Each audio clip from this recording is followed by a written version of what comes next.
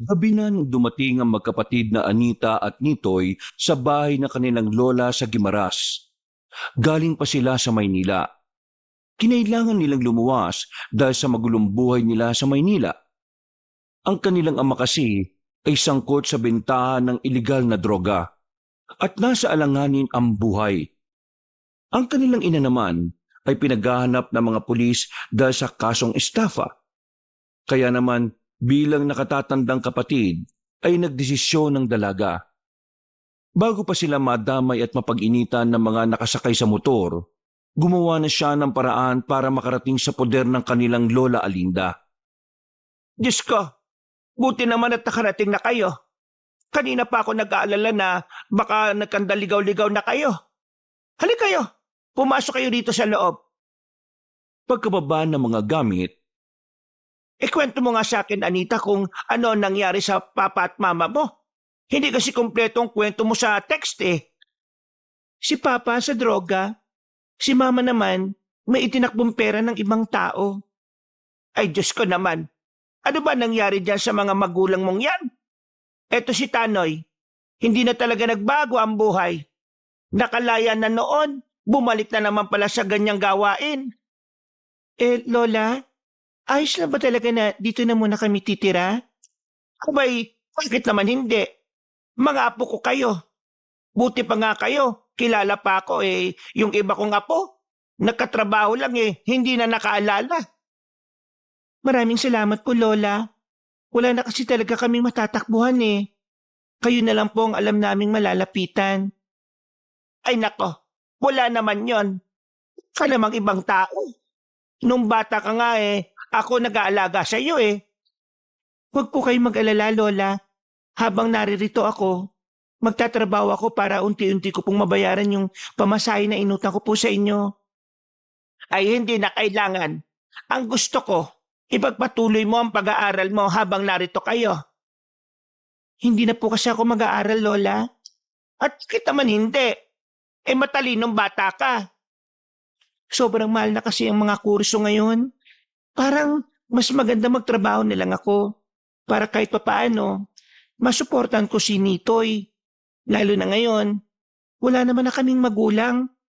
Hindi ko naman din pwedeng iasa sa inyo lahat kasi alam ko nahihirapan na rin kayo magtrabaho. Kaya ang gusto ko sana makatulong ako sa inyo rito. Kung yan ang gusto mo at kung kakayanin mo naman bakit naman hindi? Kayo lang naman ang inaalala ko Maraming salamat po talaga, Lola. Babawi po ako sa inyo. Ay, saka mo na isipin yan. Nako, 9:00 na pala. Nagsikain na ba kayo? Kumain na kayo habang mainit pa yung naluto kong tinola. Naku, saktong-sakto. Hindi pa po kami nakain. Ay, teka. Ano ba tong kapatid mo? Bakit naman hindi man lang nagsasalita? Marunong na ba magsalita to o hindi? Nahihiya lang po yan sa inyo. Kasi ngayon lang po kayo nagkita Hay, Nitay. Huwag kang maya sa akin ha. Lola mo ko. Parang magulang mo na rin ako. Hello po, Lola. Nitoy po ang pangalan ko. Ayan. Marunong ka naman pala magsalita Akala ko naman hindi nakakapagsalita ang batang ito. Natawa na lamang ang matandang si Alinda. Maya-maya lamang ay kumain na rin sila. Sabay-sabay sila sa hapagkainan. Kahit na papaano, naibsa ng kalungkutan ni Anita. Ngayong nasa poder na sila ng kanilang lola, pakiramdam ni Alinda ay may panibagong buhay silang bubuksan. Mabilis na lumipas sa mga araw. 1 linggo na kagad sila roon. Kahit na laking Maynila, kahit na papaano ay unti-unti na rin silang nasasanay sa paligid. Kung minsan ay may kinakausap na rin silang mga kalugar nila. Ate, bakit kanina ang daldal nung ale? Ang dami niyang sinasabi tungkol sa atin. Sabi pa niya, ampun lang daw tayo ni Lola. Ay nako, huwag mong papansinin ang mga ganong uri ng tao. Mga wala lang silang magawa sa buhay. Chismosa ang tawag sa kanila. Kaya, hayaan mo na. Ang mahalaga, tayo. Wala tayong inaaping tao. Wala tayong tinatapakan. Ay, ate, may natapakan ako eh. Eh, pambira ka naman. Hindi ka naman natingin sa dinaraanan mo eh. Nakatapa ka tuloy ng tae. Ate, kadiri, unasan mo. Halika rito. Doon tayo sa pusuhan.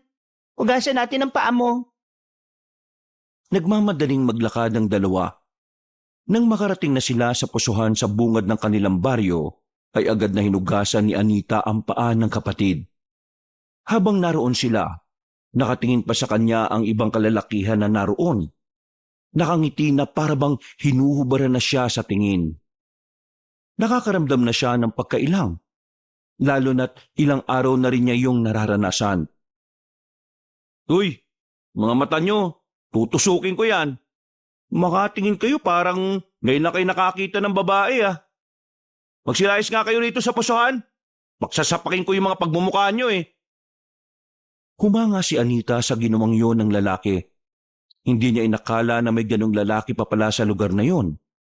Ang akala niya kasi ay puro manyaki sa mga naroon. Tumingin sa kanya ang binata.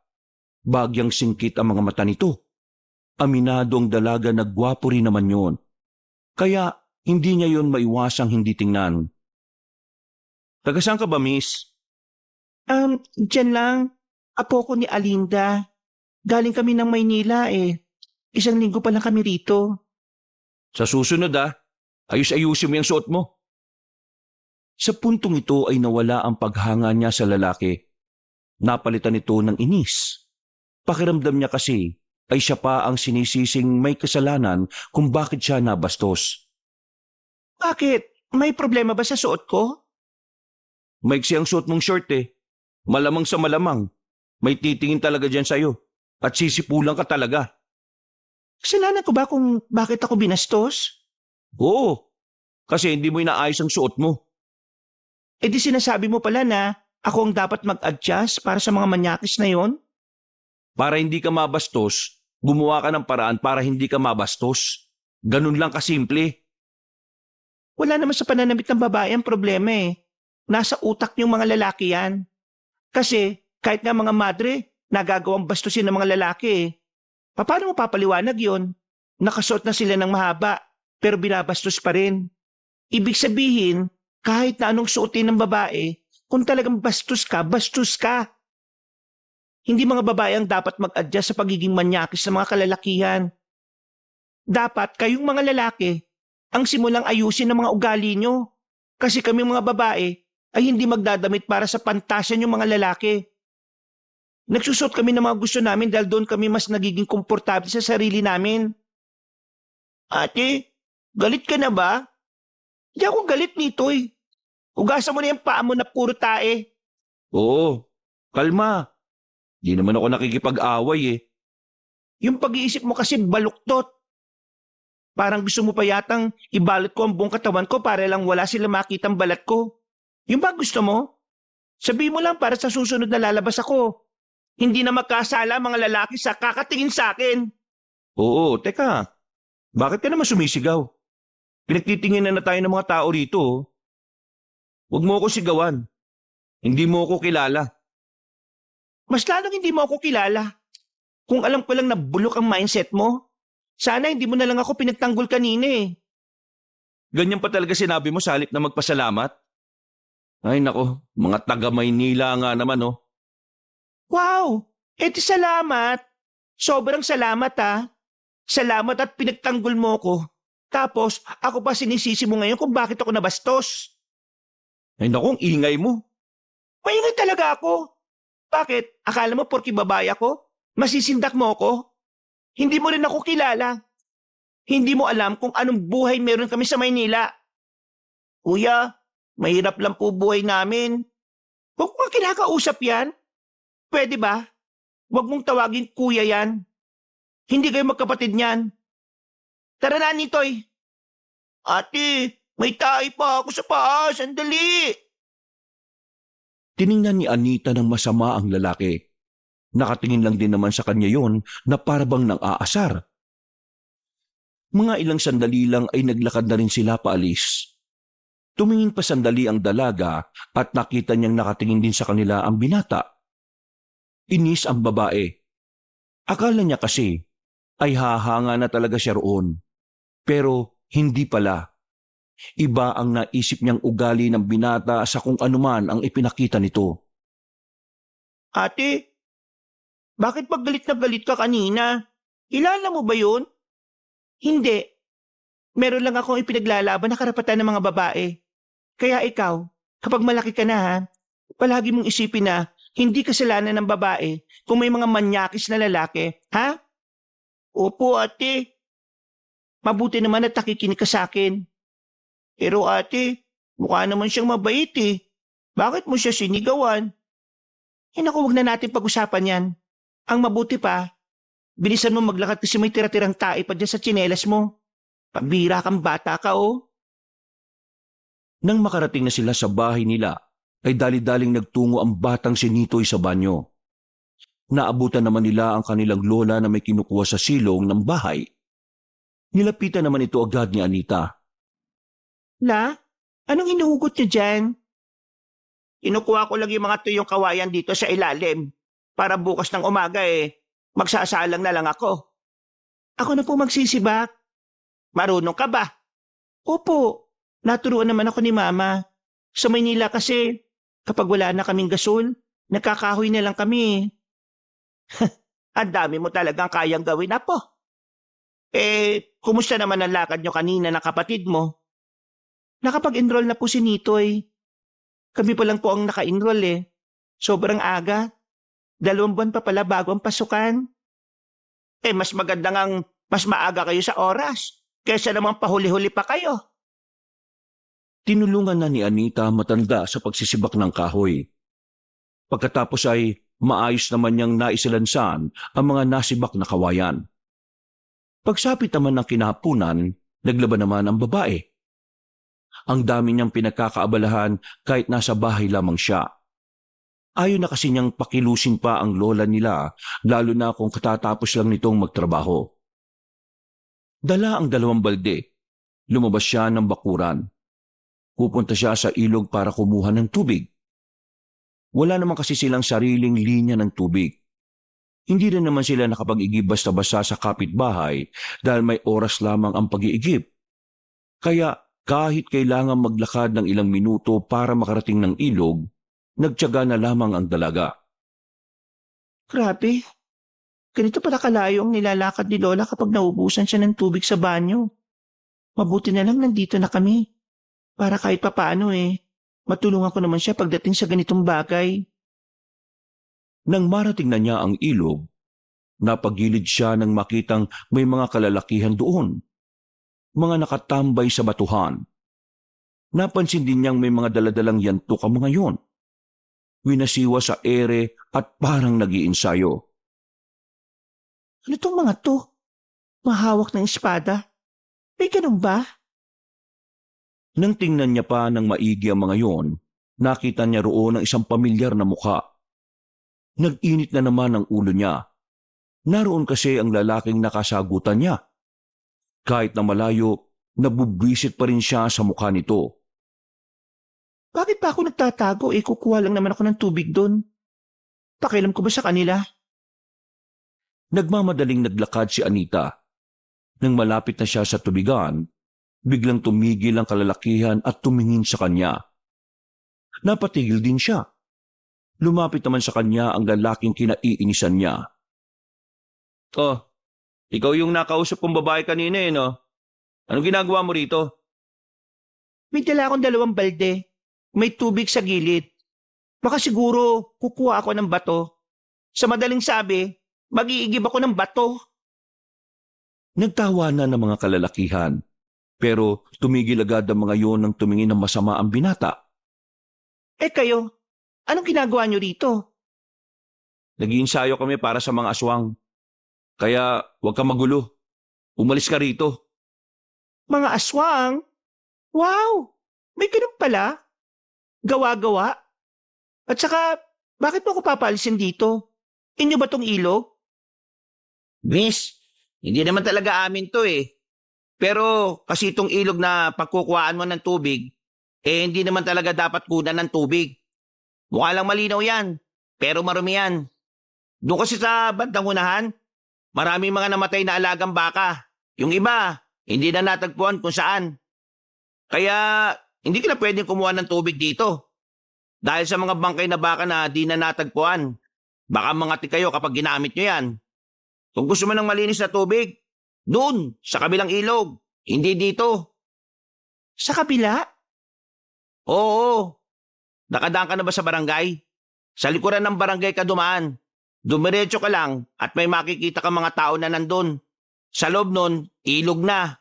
Maraming nag-iigib doon. Noong mga sandaling yon, tila nakaramdam ng hiya ang dalaga. Parang gusto na lang niyang magtago sa ilalim ng lupa. Tumalikod na siya kaagad, pero may pahabol pa na sinabi ang binatang si Benjamin. Ganyan ba talaga mga babae? Panay putak? Kahit wala namang alam? Pare, hayaan mo na, huwag mo na patulan. Hindi na lamang sumagot ang babaeng si Anita. Agad na rin siyang naglakad at hindi na lumingon pa. Napapahawak na lamang siya sa kanyang noo habang naglalakad. Hindi na niya napansin ang isang lalaki na muntikan na niyang mabangga. Buti na lang ay nailagan niya yon. Tumigil siya para humingi ng paumanhin.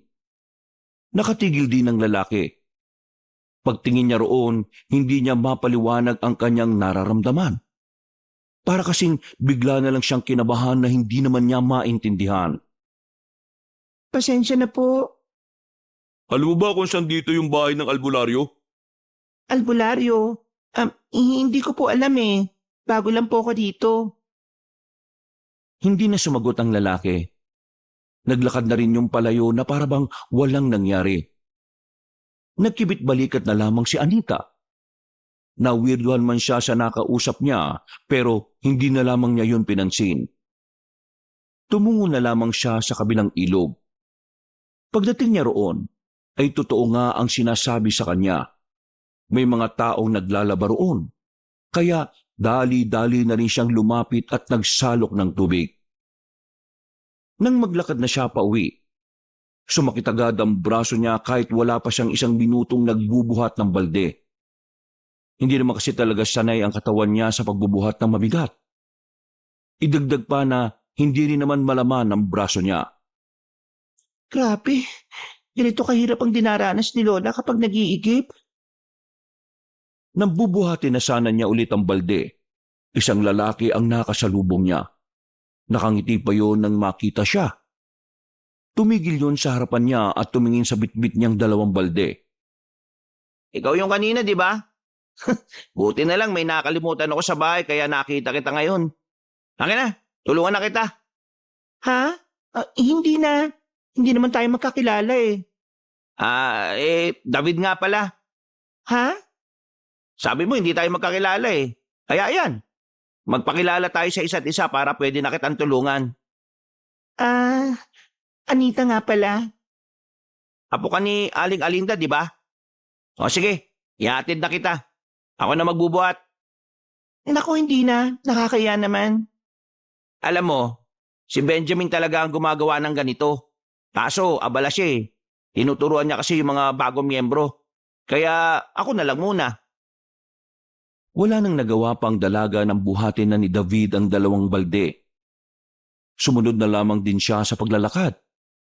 Nakakaramdam ng pagkahiya. Pero para mabawasan yon, ay sinubukan na lamang niyang magbukas ng usapan. Bagong miyembro? Anong klaseng samahan ba meron kayo? Mga ano ba kayo? Mga kasali sa frat? Frat? Hindi ah. Mga samahan kami na tumutugis sa mga aswang. Mga alin? Mga aswang. Alam mo ba yung aswang? Oo, alam ko yun. Palagi ko napapanood sa horror yun eh. Pero totoo ba yung mga aswang na yun? Hindi naman kami bubuo ng samahan kung alam naming haka-haka lang. Wala naman kasing ganyan sa Maynila eh. Malay ko ba kung gawa-gawa lang yun ng mga matatanda? Gusto mo bang makakita ng aswang para maniwala ka? Ha? O di, takot ka rin makakita ng aswang. Kasi sa isip mo, totoo sila. Napapailing na lamang si Anita. Hindi na niya pinatulan pa ang usapan na yon dahil hindi na rin naman niya alam ang sasabihin. Makalipas ang ilang sandali, nakarating na rin sila sa kanilang bahay. Ipinasok pa ni David ang 2 balde ng tubig sa banyo nila. Nako, maraming salamat David. Pasensya ka na't naabala ka pa ha. Ay, wala naman pong problema yon, Aling Linda. Naawa ko sa kanya kasi ang lilit ng braso niya tapos ang bigat-bigat ng binubuhat. Nako, salamat talaga. Hayaan mo sa susunod, patatambayin ko kayo rito kapag nakagawa na ako ng tablay at puto. Yun! Pero alis po muna ako. May ensayo pa po kami. Anita, mauna na ako ha. Ngumiti na lamang ang babae. Kumuway pa si David ng makalayo na ito. Pagpasok naman nila sa bahay, hindi na naiwasan ni Anita na magtanong sa kanyang lola. Lola, kilala mo ba yung Benjamin? Oo, si Benjamin. Siya kasi ang nagkukusang magbuhat ng mga tubig ko minsan. Dinadala niya talaga rito. Ay bakit? Nakausap na ba kayong dalawa? Nako, tingin ko magkakasundo kayo ng batang yon. Nakita ko po kasi siya sa ilog. Nagpa-practice lang yan to. Tanong ko lang, totoo bang para sa mga aswang yung ginagawa nila? Ay oo, kilala ang sama nila rito sa amin bilang tagapuksa ng mga aswang. Marami sa mga miyembro nila, kapwa nila kabataan. So, totoo ang mga aswang? Oo naman, totoo sila. Sino ba nagsabing hindi? Ewan ko. Nagtanong lang naman ako sa inyo kasi curious po ako. Narinig ko rin po kasing sinabi ni David kanina. Akala ko nagbibiro lang siya. Ay, totoo nga yun. Kaya kayo magkapatid, wag na wag kayong aalis ng bahay paggabi ha. Lalo na kapag wala naman kayong kasamang lalaki na magtatanggol sa inyo. Mabuti sana kung kasama nyo si David o kaya si Benjamin. Si David pwede pa. Yung Benjamin? Ewan ko na lang. Bakit? Nakapag-usap na ba kayo ni Benjamin? Hindi pala. Nabanggit ko lang naman. Mabait na binata si Benjamin. Sigurado magkakasundo kayong dalawa. Napapailing na lamang si Anita. Iniisip pa lang kasi niyang magkaibigan sila ng lalaking nakasagutan niya ay parang hindi na niya kaya. Iritang-irita pa naman siya sa mga ganong klase ng lalaki. Mabilis na lumipas sa mga araw. Dumating na rin ang araw ng pasukan ng mga bata. Kagaya ng ipinangako ng dalaga, habang wala pa siyang matinong trabaho, ay ihahatid sundo niya si Nitoy sa eskwelahan. Wala namang problema doon ang kanyang lola. Gusto rin naman ni Aling Linda yon dahil naninibago pa si Nitoy sa lugar. Isa pa, kailangan din ni Nitoy ng makakasama dahil wala naman tricycle na masasakyan doon. Nilalakad lang kasi ang eskwelahan mula sa kanila.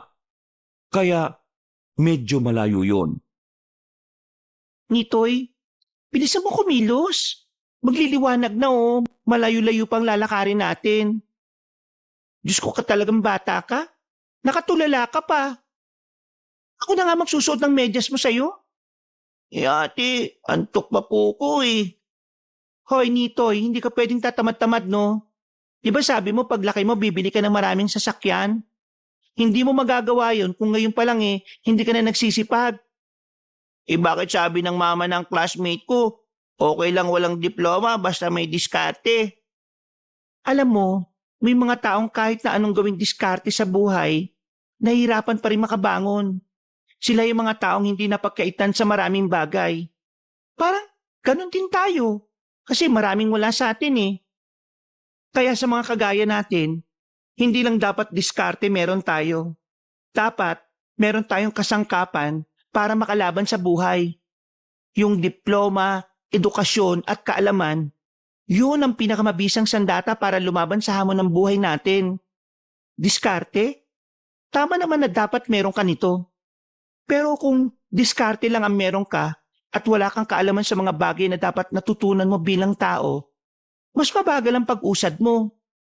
Pero kung may pinag-aralan ka, may tinapos ka, Mas maraming pinto ang nakabukas para sa'yo. Mas maraming opportunity. Kung puro lang diskarte ang meron ka, mabibilang mo lang sa daliri ang mga oportunidad na naghihintay. Kung minsan pa nga, wala. At para magkaroon, kailangan mo pang makipag-agawan sa iba. Pero kung may tinapos ka at may diploma ka, oportunidad na ang lalapit sa'yo. Lalo na kapag ginalingan mo sa pag-aaral. Ang dami mong sinabi, ate. Hindi ko na maintindihan. Maintindihan mo rin balang araw. Ay, nako. Hindi pa naman niya maintindihan. Dapat hindi ko na lang sinabi ang haba-haba. Tama ang ate mo, Nitoy. Hola, akala ko ba alas 6 ka pagigising? Alas 5 pa lang ah. Ay sa buhay, ang mga may kaalaman ang palaging nakakalamang sa kahit na anong aspeto. Ang mga madiskarte, nautakan pa rin ng matatalino. Ang diskarte walang silbi kung palaging kaagapay lang nito'y damdamin mo bilang mahirap. Kagaya na lamang ng nangyayari sa bansa natin ngayon. Lahat ng matatalinong politiko, sila pa ang nanlalamang sa mga kababayan nila. Alam mo kung paano nila nagagawa yun? Ha, Nitoy? Dumidiskarte sila gamit ang mga napag-aralan nila at tinahaluan nila yon ng kasamaan na nagre-resulta ng kasakiman. Kaya ikaw ha, kung sakali mang magtatagumpay ka balang araw, gamitin mo ang mga nalalaman mo sa kabutihan. Mas iniaangat ng Diyos sa mga taong mabubuti, nagpapakumbaba. Lola naman, mas mahirap intindihin yung sinabi nyo. Masyado pa siyang bata, la. Di lang naman yon para kay Nitoy eh. Para rin sa'yo yon, Anita. Kapag nagkaroon ka ng pagkakataon, mag-aral ka. Ayokong dumating ang araw na maloko ka ng mga taong may mas nalalaman kaysa sa'yo. Tumungo na lamang si Anita. Batid niyang may punto ang kanyang lola. Sadyang hindi niya lang talaga maisip na isingit ang pag-aaral sa sitwasyon niya. Nasa punto na rin kasi siya ng kanyang buhay na mas uunahin na niya ang kapatid kaysa sa sariling pangarap. Maya-maya lang ay umalis na rin ang magkapatid. Madilim-dilim pa ang paligid. Ganito palagi ang oras ng kanilang alis para hindi sila malate. Marami pa rin kasi silang mga daraanan. May mga nakakasabay naman sila sa kanilang paglalakad kaya kahit na papaano, hindi naman sila nababahala sa daan. Pero sa mga sandaling ito, nagtataka sila kung bakit wala man lang silang nakikitang ibang naglalakad. Ate, bakit wala tayong kasabay? May pasok ba talaga o wala? May pasok. Wala namang balita sa radyo na wala eh. Ikaw talaga? Pinapanalangin mo talaga mawalan ng pasok ka, no? Nagtatanong lang naman ako, ate. Nagtataka po kasi ako bakit walang naglalakad na iba eh. Baka kasi masyado tayong maaga. Di ba kasi minsan, pasikat na ang araw kapag naglalakad tayo rito? Bakit ba kasi ate sobrang aga natin palagi? Ay nako, mas maganda na maaga ka kaysa late ka. Habang naglalakad silang dalawa, meron silang napansin na isang lalaki na nakatayo sa gilid ng daan sa ilalim ng poste ng ilaw. Nakaramdam ng pagkabahala ang dalaga.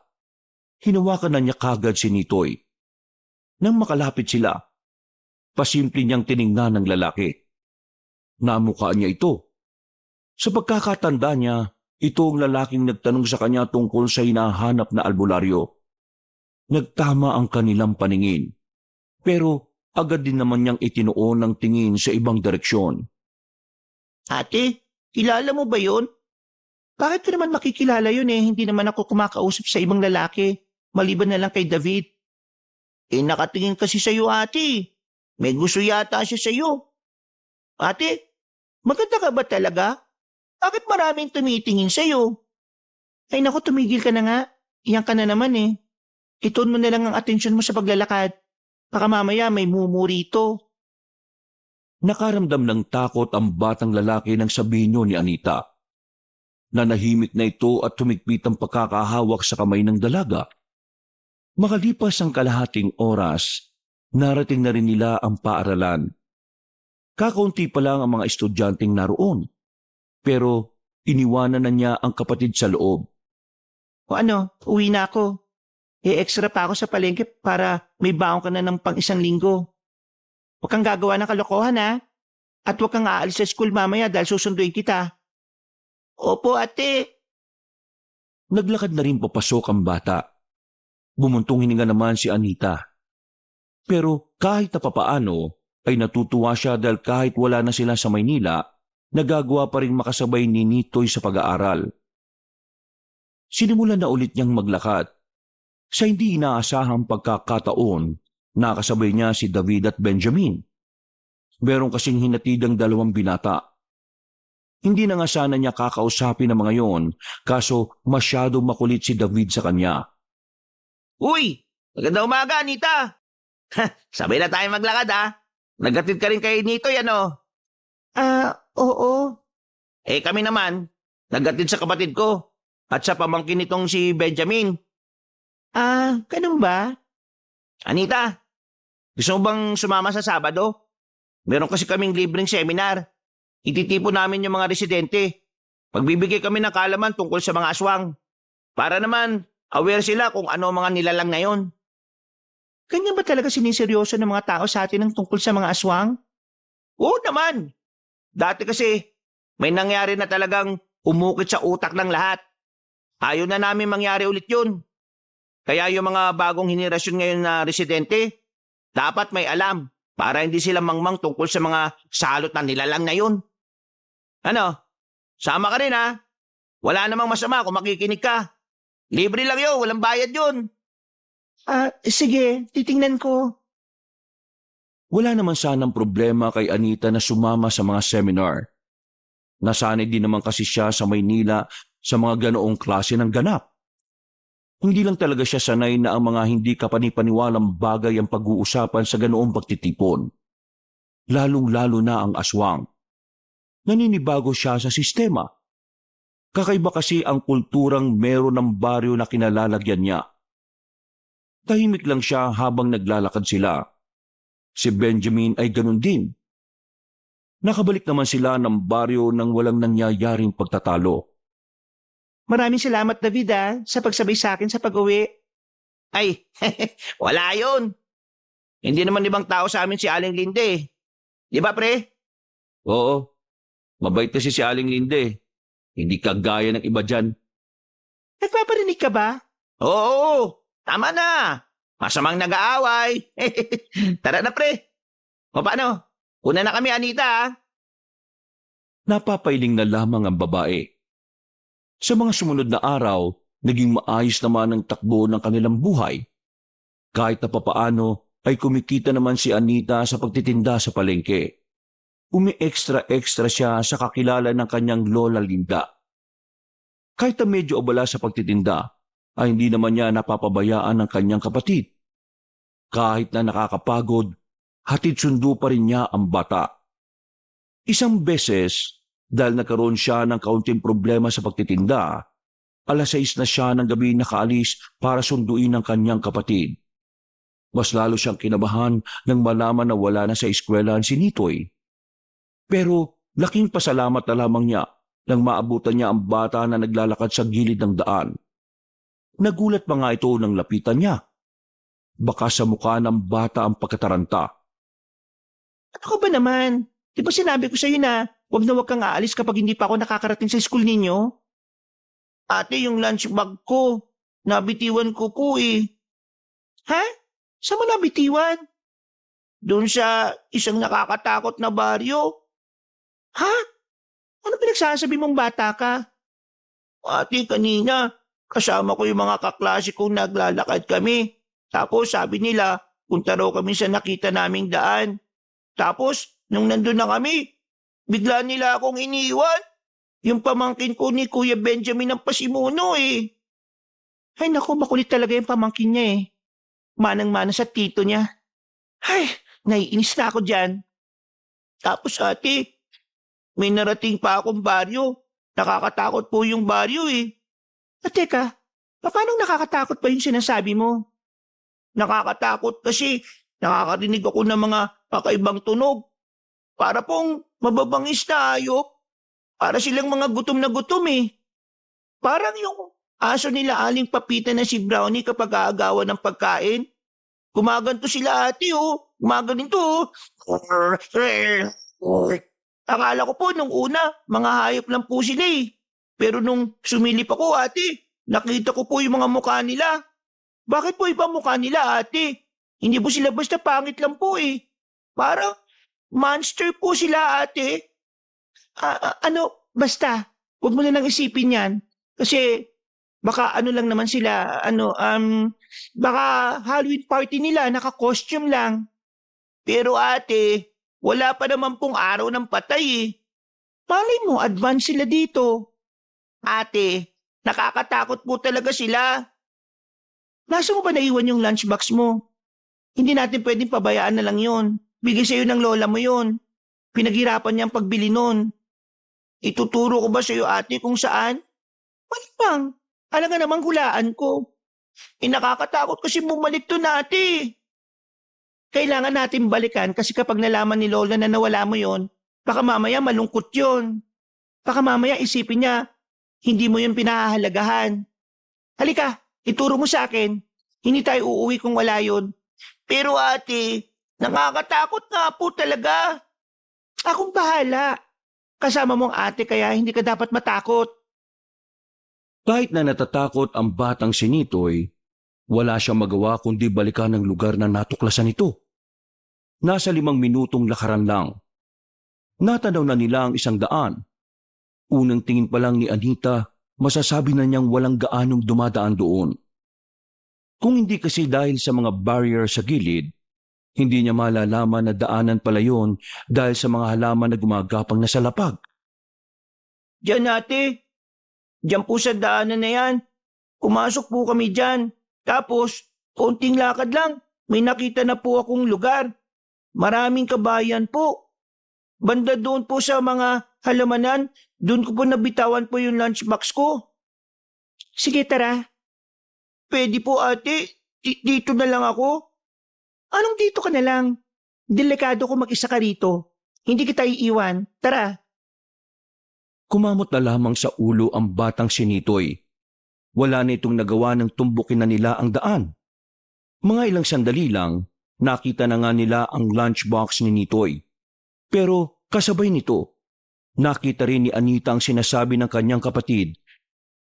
Dito na niya napatunayan na totoong lugar na yon. Wala siyang naririnig na mga angil, pero meron siyang mga nakikitang tao na kakaiba kumpara sa kanila. Dahil medyo maliwanag sa lugar na yon, dulot ng naglalakihang sulo, nakita niya ang kakaibang mukha ng mga naroon. Napatakip siya ng bibig. Kahit siya, hindi rin alam kung ano ang gagawin. Ikinalma niya ang kanyang sarili. Nang makakuha na ng tamang pagkakataon, hinila na niya ang kapatid at dali-dali na silang umalis doon. Tinakpan niya rin ang bibig ni Nitoy para hindi na ito makapagdaldal. Nang makalayo na sila, ay saka lamang niya yon pinagsalita. Sabi ko naman sa inyo ate, totoo yung mga nakita ko. Ate, sa tingin mo, ano kayang klaseng tao sila? Huwag na muna natin pag-usapan yan. Umuwi na lang muna tayo. Nagtindigan na ang balahibo ni Anita noong mga sandaling yon. Hindi niya inakala na siya mismo ang makakatuklas na totoo nga ang sinasabi ni David. Na tunay na nabubuhay ang mga aswang sa probinsya ng Guimaras. Buti na lang nandito na kayo. Akala ko kung ano na nangyari sa inyo eh. Ipapahanap ko na sana kayo kina Benjamin at David. Ano ba? Ginabi na kayo ha? Pasensya na lang. Kanina kasi sa palengke, nagkandalito-lito na ako sa benta. Pero naayos ko naman. Kaya nga lang, nagsayang ako ng oras kaya nahuli kong sunduin itong si Nitoy. Ay, ganun ba? Sa susunod kapag ganyan, magsabi ka na lang sa akin. Puntahan mo ako sa pwesto ko para ako na lang ang susundo kay Nitoy. O kaya ipapasabay ko na lang kay Benjamin. Lola, may nakita po kaming pangit na muka. Nakakatakot. Nitoy, di ba sinabi ko na sa'yo na hindi ka dapat nanlalait ng kapwa mo? Masama yun. Ate, yung sasabihin ko po kasi, nangangatwiran ka pa kahit mali ka. Sige na, pasok na sa loob at magpalit ng pambahay. Lalabang ko na yung uniform mo. Kumakamot na lamang sa ulo ang batang si Nitoy. Naupo na lang siya sa gilid. Bumuntong hininga at saka sumandal sa dingding. Sigurado ka bang ayos ka lang? Opo la, pagod lang. Natataranta na kasi ako kanina kasi ginabi na kami. Pero ayos lang ako. Sigurado ka bang walang ibang nangyari? Wala naman po. Bakit po? Wala naman. Tinatanong ko lang. Baka kasi naglilihim ka na naman. Yung pambabastos nga sa'yo ng mga kalalakihan nung nakaraan hindi mo sinabi. Hindi ko pa malalaman kung hindi sinabi ng kapatid mo. Huwag ka mag-alala. Pinagsabihan ko na ang mga lalaking yon. Tumango na lamang si Anita. Pero ang totoo ay hindi naman yon ang iniisip niya. Ang tanging nakasiksik sa utak niya nung gabing yon ay ang aswang. Malakas kasi ang hinala niya na ang nakita nila ay mga lihitimong aswang na siyang binabanggit ng 2 binata. Napuyat kakaisip si Anita. Buti na lang din ay Sabado kinabukasan at wala rin mampasok ang dalaga. Ganon din si Nitoy. Bandang 7:00, kung kailan siya dinalo ng antok, saka naman umingay sa kanilang lugar. Okasyon dito, okasyon doon. Kaya kahit gusto na niyang matulog, mananatili siyang mulat habang tinitiis ang tinig ng mga nagkakantahan. O Anita, aalis na muna ako ha. Marami kasing nagpapalinis ng kuko sa bayan Mga amiga ko. Papatusin ko na lang kasi sayang naman. Sige po la, mag-ingat po kayo. Ako na po bahala rito sa bahay. Wala pang 5 minutong nakakaalis sa matanda, dumating naman si David at Benjamin. Agad na nag-init ang ulo ni Anita nang makita si Benjamin dahil naalala niya ang ginawa ng pamangkin nito. Nilapitan niya si Benjamin na dapat sana ay maghahatid lang ng kamuting kahoy kay Aling Linda. Ito na yung kamuting kahoy na binili ni Aling. Hoy, Benjamin, pagsabihan mo yung pamangkin mong si Buknoy Isinama nila ang kapatid ko sa liblib na lugar tapos bigla nilang iniwan. Pamangkin mo may pakana daw nun. Buti na lang nabutan ko si Nitoy sa daan. Paano kung hindi? Dinaligaw na ang kapatid ko. Wala bang magulang ang pamangkin mo para turuan ng mabuting asal? Wala naman akong alam sa nangyari. Sige, susubukan kong kausapin. At oo, walang magulang si Buknoy. Matagal nang patay. Sanggol pa lang siya. Kaya kung ano man ang ginawa ng pamangkin ko sa kapatid mo, humihingi ako ng paumanhin. Makulit at sutil talaga yan si Buknoy Kaming magkakapatid lang kasi ang nagpalaki sa kanya. Hindi naman kami magulang kaya wala kaming ideya kung paano magpalaki na maayos. Hindi kaagad nakapagsalita si Anita. Buong akala niya kasi ay makikipagtalo pa si Benjamin sa kanya. Alam niya kasing ma-pride ang lalaki. Pero nung umagang yon, tila nagbago ang ihip ng hangin. Hindi man lang pumalag si Benjamin. Matapos ilapag ng lalaki ang kamuting kahoy sa gilid ng pinto, ay umalis na rin yon. Ganyan si Benjamin kapag alam niyang siya ang may mali. O kapag alam niyang hindi na dapat sa mga twiran. May nasabi ba ako mali? Wala naman. Bakit? Nag-aalala ka, no? Hindi Ay, naiba tayo. Pupunta ka ba mamaya? Gabi yun. Sama ka na. Para magkaroon ka ng ideya sa mga aswang. Kasi malay mo, anumang araw ngayong buwan bigla na lang may magpakitang aswang. O baka mamaya, biktimahin ka. Kapag may alam ka sa kanila, alam mo na rin ang gagawin mo. Hindi naman sa sinasabi kong magpakita sa'yo pero gusto ko lang ding maging handa ka. Kailan ba huling may nagpakitang aswang dito? Matagal-tagal na rin. Siguro yung uli, hindi pa buo yung grupo namin. Pero ang sabi ni Mang Pepe, baka nagmumuni-muni lang daw ang mga aswang. Nagpaparami. O kaya nagpaplano. Tapos isang araw bibiglayin na lang yung mga tao. O baka palihim na gumagawa ng paraan para sakupin tong baryo natin. Pati na rin ang ibang parte ng Gimaras. Sa hindi malamang dahilan, naramdaman na lamang ni Anita ang pagtindig ng kanyang mga balahibo. Bigla siyang nilamig kahit na mainit naman ang umagang yon. Kapag naalala niya kasi ang itsura ng aswang na nakita niya, lumalakas ang tibok ng kanyang puso. Nararamdaman niya ang takot na nararamdaman ng batang si Nitoy.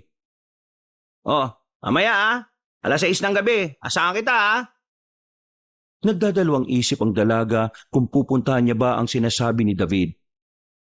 Kahit kasi naniniwala na siya sa aswang, natatakot siya na baka madamay siya sakaling makita ng mga nilalang na yun ang pagtitipon.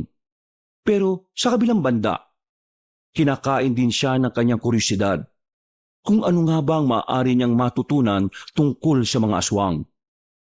Kinagabihan, dumating na ang kanyang lola. Nagpaalam siya rito at pinayagan din naman siya kaagad. Mataas kasi ang tiwala na matanda sa dalawang lalaki. Pati na rin sa samahan na kinabibilangan ng mga yon. Magpatid ka na lang sa kanila kapag medyo alanganing oras na kayo natapos, ha? Hindi na lang. Baka saglit lang din naman yon. Nakakaya naman kasi sa kanila kasi baka maabala ko pa. Ang sabihin mo, ate, galit kayo lang. Sige na po, la. Mauna na po ako. Bago siya lumabas ng kanilang bakuran, ay tinapunan niya pa ng masamang tingin ng kanyang bunsong kapatid. Napakamot na lamang sa ulo ang bata. Maya-maya lamang, nakarating na rin ang babae sa ilog kung saan idinaraos ang sinasabing seminar.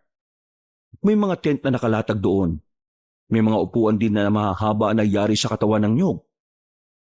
Nice, nice, nice. Sabi ko na nga ba, pupunta ka eh.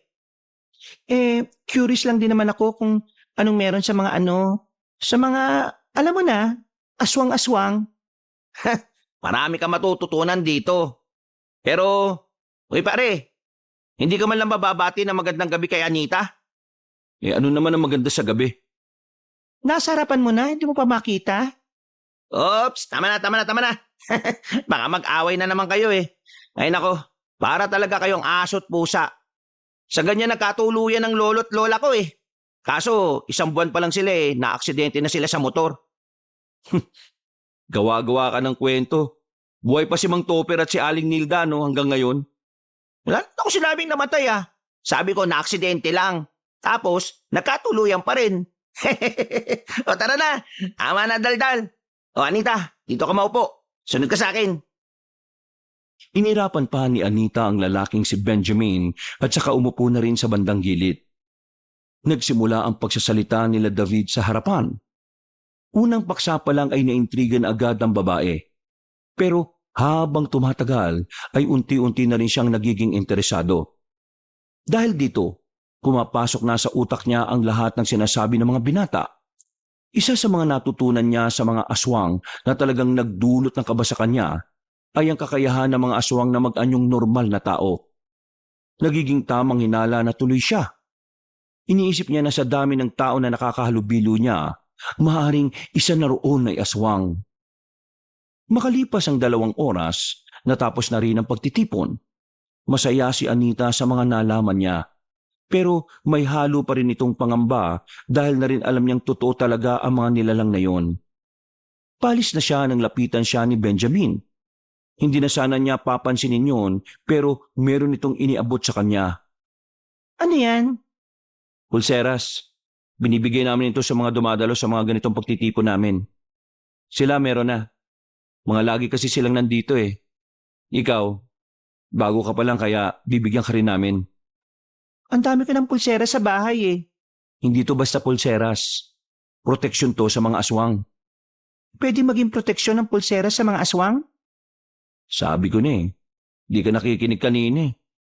Ang sabi lang kasi kanina, kwintas ang ginagamit na pangontra. Ang sabi kanina, kahit anong alahas ay pwedeng gawing proteksyon. Sige na, tanggapin mo na. Dami pang dada eh. Ano naman epekto nito sa mga aswang? Kahit malapitan kanila, hindi kanila mahahawakan. Kapag nahawakan kanila ng suot mo yan, makakaramdam sila ng matinding sakit ng ulo. Hindi nga. Ay naku, bahala ka na nga sa buhay mo. Suotin mo kung gusto mo. Pero mas maganda na wag mo na lang gamitin. Para kapag inatake ka balang araw, saka mo lang malalaman kung ano yung halaga niyan. Napangisi na lamang si Benjamin at naglakad na rin ito palayo. Hindi na lang din yun inintindi pa ng dalaga. Dali-dali na rin siyang umuwi. Isinuot na lang din niya ang pulseras. Katwiran niya, wala namang mawawala kung maniniwala siyang gumagana ngayon kontra sa mga aswang. 5 araw pa ang dumaan. Wala naman nangyaring kakaiba.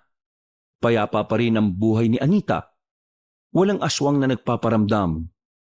Sa isip-isip niya noon, baka masyado lang siyang nag-iisip. Nakakatulog na rin siya na maayos. Hindi na rin siya nababahala sa tuwing maglalakad silang dalawang magkapatid ng alas 5 ng umaga. Anita, apo, may gagawin ka ba ngayong hapon na ito? Wala naman po la. Umuwi na nga ako kagad kasi ang tumal ng benta sa palengke. Kung ganun pala, pwedeng ikaw na lang muna ang kumuha ng utang ni Milagros. Masakit kasi ang paa ko ngayon eh. Ipapahinga ko na muna. Milagros? Yung pinuntahan natin nung nakaraan sa kabilang baryo? Oo, siya nga. Kilala ka rin naman nun. Sabihin mo lang, ikaw ang tatanggap. Ang sabi sa akin kaninang umaga ngayong hapon daw siya magbabayad. Sayang din yon. Sige po, wala namang problema la. Pwedeng umalis na rin ako ngayon para hindi ako gabihin. Ate, sama! Maniningil lang ako ng pautang ni Lola. Huwag ka nang sumama. Magbasa ka na lang dyan ng libro mo. Sige na ate, sama na ako. Wala akong magawa eh. Sige na po. Hindi rin naman ako makapaglaro kasi wala po akong kalaro dito. Sama na ako ate para makalabas din naman ako. Ay nako, bawal ang bata doon. Isa pa, maglalakad tayo ng pagkahaba-haba. Lola, sama ako la. Sige na la, sabihin mo kay ate sama ako. Ay naka, sige na. Isama mo na ang isang ito. Kawawa naman eh. Nabuburyo din kasi dito sa bahay natin yan. Oh, sabi ni Lola ate sama daw ako La, baka magturo lang yan dun eh. Mabawasan pa yung perang masisingil ko. Ay Nitay, isasama ka ng ate mo pero huwag ka magpapabili ng kung ano-ano ha. Wala tayong pera. Yung pera masisingil panggastos natin dito yan sa bahay. Opo la. Hindi po ako magpapabili ng kahit na ano. Ayan. Sama mo na yan. Bumuntong hininga na lamang si Anita, pero wala na rin siyang nagawa kundi isama ang kapatid. Hindi rin naman kasi niya ito matiis. Habang naglalakad, Nitoy, ayaw ko na makulit doon Pakasalip na makasingil tayo, mairita sa atin si Aling Milagros. Mainitin pa naman daw ang ulo nun. Kumakain daw yun ng bata. Kumakain ng bata si Aling Milagros? Di, aswang po pala yun, ate. Ay naku, huwag ka nga magsalita ng ganyan. Baka mamaya may makarinig sa'yo at isipin totoo yung sinasabi mo.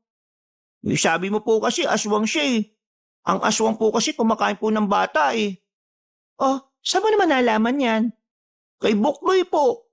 Narinig daw niya kasi kay Kuya Benjamin na yung mga aswang daw po kumakain ng tao. Totoo po ba talaga yun, ate? sandaling napaisip si Anita. Narinig din kasi niya ang tungkol doon nang dumalo siya sa pagtitipon. Kahit na alam niyang maaaring posible nga yon, hindi naman niya basta na lang paniwalain ang bata sa bagay na yon. Hindi niya gustong yun na lamang palagi ang iniisip ni Nitoy. Ate, narinig mo ba ako? Oo, narinig kita. Pero wag mo nang isipin yung ganung bagay, no? Hindi kasi naman totoo yun Pero ate, sabay nating nakita na totoo yung mga ang kulit mo. Magmula ngayon, Nitoy ayaw ko nang naririnig sa bibig mo yung tungkol sa mga aswang-aswang na yan. Naintindihan mo ba ako? Bakit naman po ate? Naintindihan mo ba ako? Sumagot ka. Opo ate. Nanahimik na ang batang si Nitoy noong mga sandaling yon. Nakarating naman sila ng kabilang baryo na wala nang narinig si Anita na salitang aswang mula sa kapatid. Nasingil din nila si Aling Milagros ng walang kahirap-hirap. Sa katunayan, hinihintay din pala silang dumating na matanda. Ate, bakit kanina si Aling Milagros? Ang baliktad yung damit. Pampira ka talagang bata ka. Dami-dami mong napapansin. Ate, papagod na akong maglakad Pwede bang magpahinga na lang muna tayo sandali? Doon Tinuro ni Nitoy ang isang lumang kubo na nasa ilalim ng mga punong mangga. Napapailing na lamang din si Anita. Inaasahan na kasi niyang magrereklamo na rin ang bata. Pero hindi nakala ni Anita na ang pagpapahinga na yun pala ang simula ng kanilang magiging kalbaryo. Ate, mabait naman sa akin si Kuya Benjamin. Mas mabait pa nga siya kay Kuya David eh. Masyado ka pang bata, Nitoy.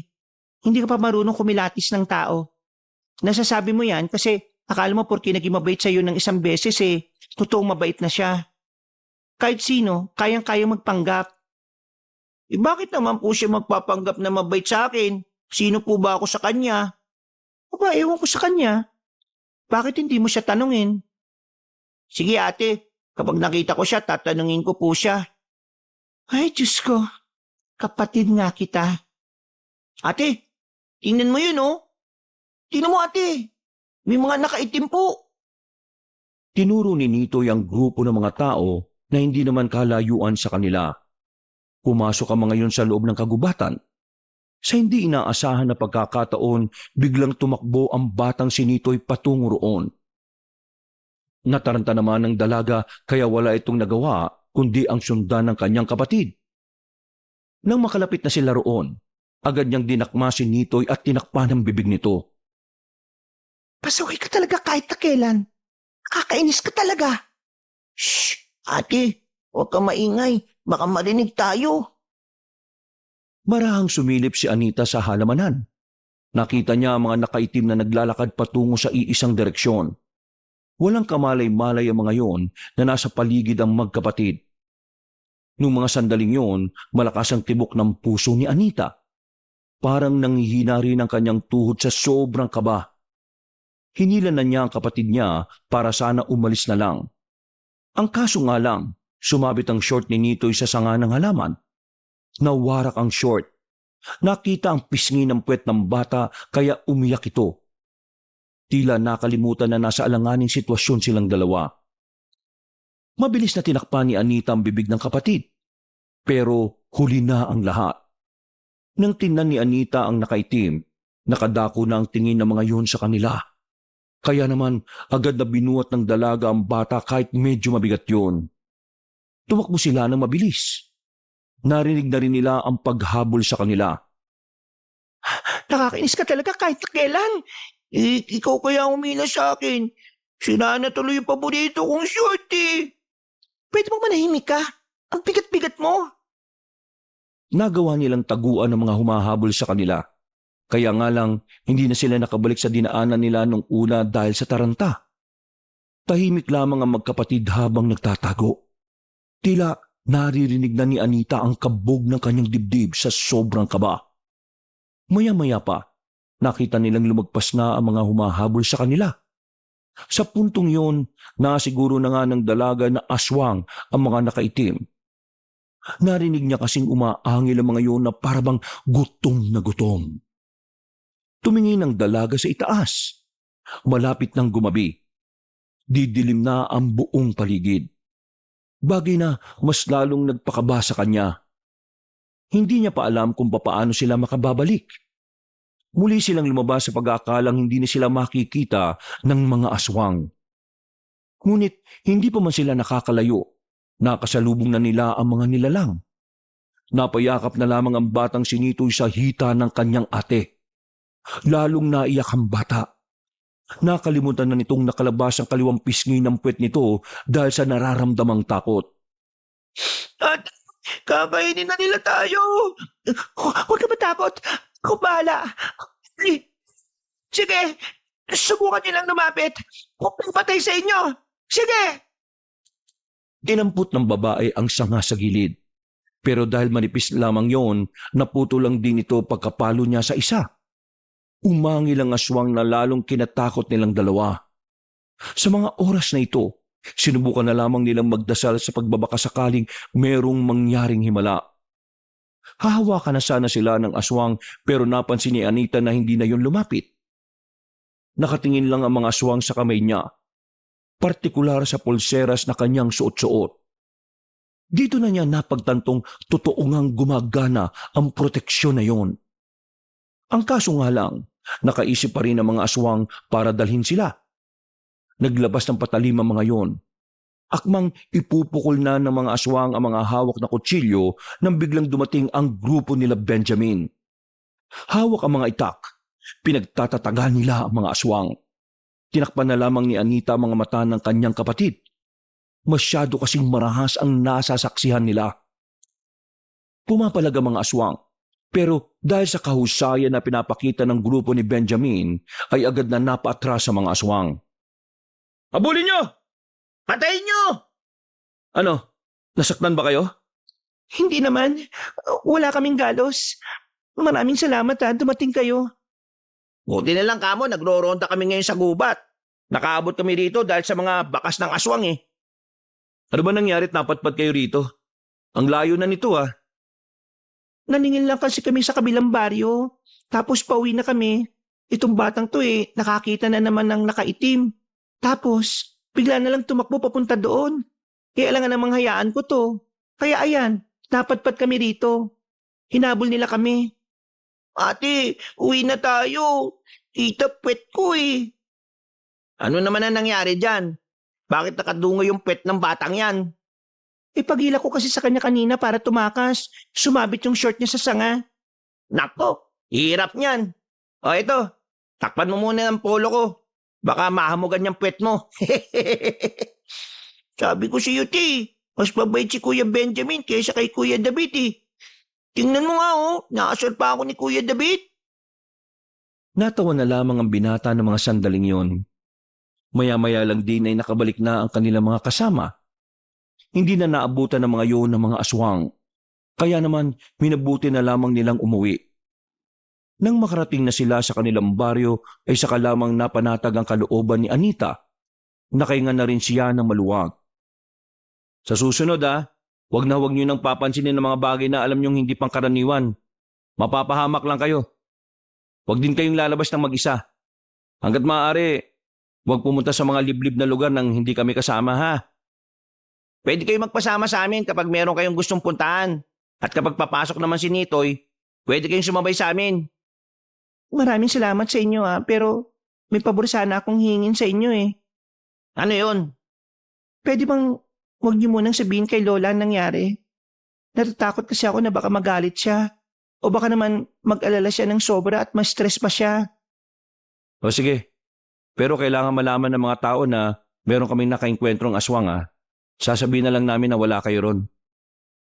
Hindi na talaga normal ang lahat, Anita. Nagbabalik na sila.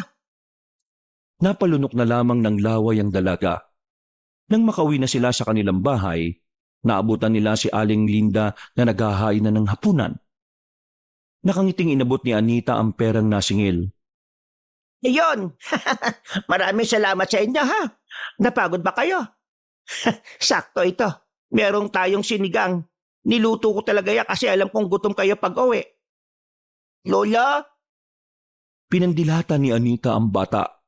Nakuha naman agad ni Nitoy ang naisabihin ng dalaga. Kumamot na lamang ito sa ulo. Bakit? Ano yan, Nitay? Wala po. Sabi kong sarap ng luto nyo kahit amoy pa lang. Diyos ko, nambola pa itong batang ito. Karne lang naman ang kakainin mo dyan kasi masyelang ka sa gulay. Matapos kumain, nagmuni-muni muna sa labas ang dalaga. Hindi pa rin nawala sa kanyang isipan ang mga nangyari. Ramdam pa rin niya ang kaba. Kahit anong gawin niyang tapik sa dibdib, ay hindi yun nawawala. Sinilip niya sandali ang kanyang lola at kapatid. Kita niyang nakaiga ng dalawa sa kwarto. Sinamantala niya ang pagkakataon na yun para lumabas. Pupunta niya si David sa bahay nito. Sasabihin niya ang tungkol sa misteryosong baryo ng mga aswang. Pero sa kalagitnaan ng kanyang paglalakad, si Benjamin ang kanyang nakasalubong. Nagkatinginan silang dalawa. Kahit na hindi niya yung kasundo, naisip niyang kay Benjamin na lamang sabihin total ay nakita na niya ito. Benjamin, may gusto sana akong sabihin. Kung tungkol na naman to sa pamangkin ko, bukas na lang. Hindi to tungkol sa pamangkin mo. Hindi ako mang-aaway ngayon. Seryoso ang sasabihin ko. Ano bang sasabihin mo? Diretsuin mo na nga ako. Tungkol ito sa mga aswang. Sa lugar kung saan sila nakatira. Sa mga aswang? Teka, anong nalalaman mo?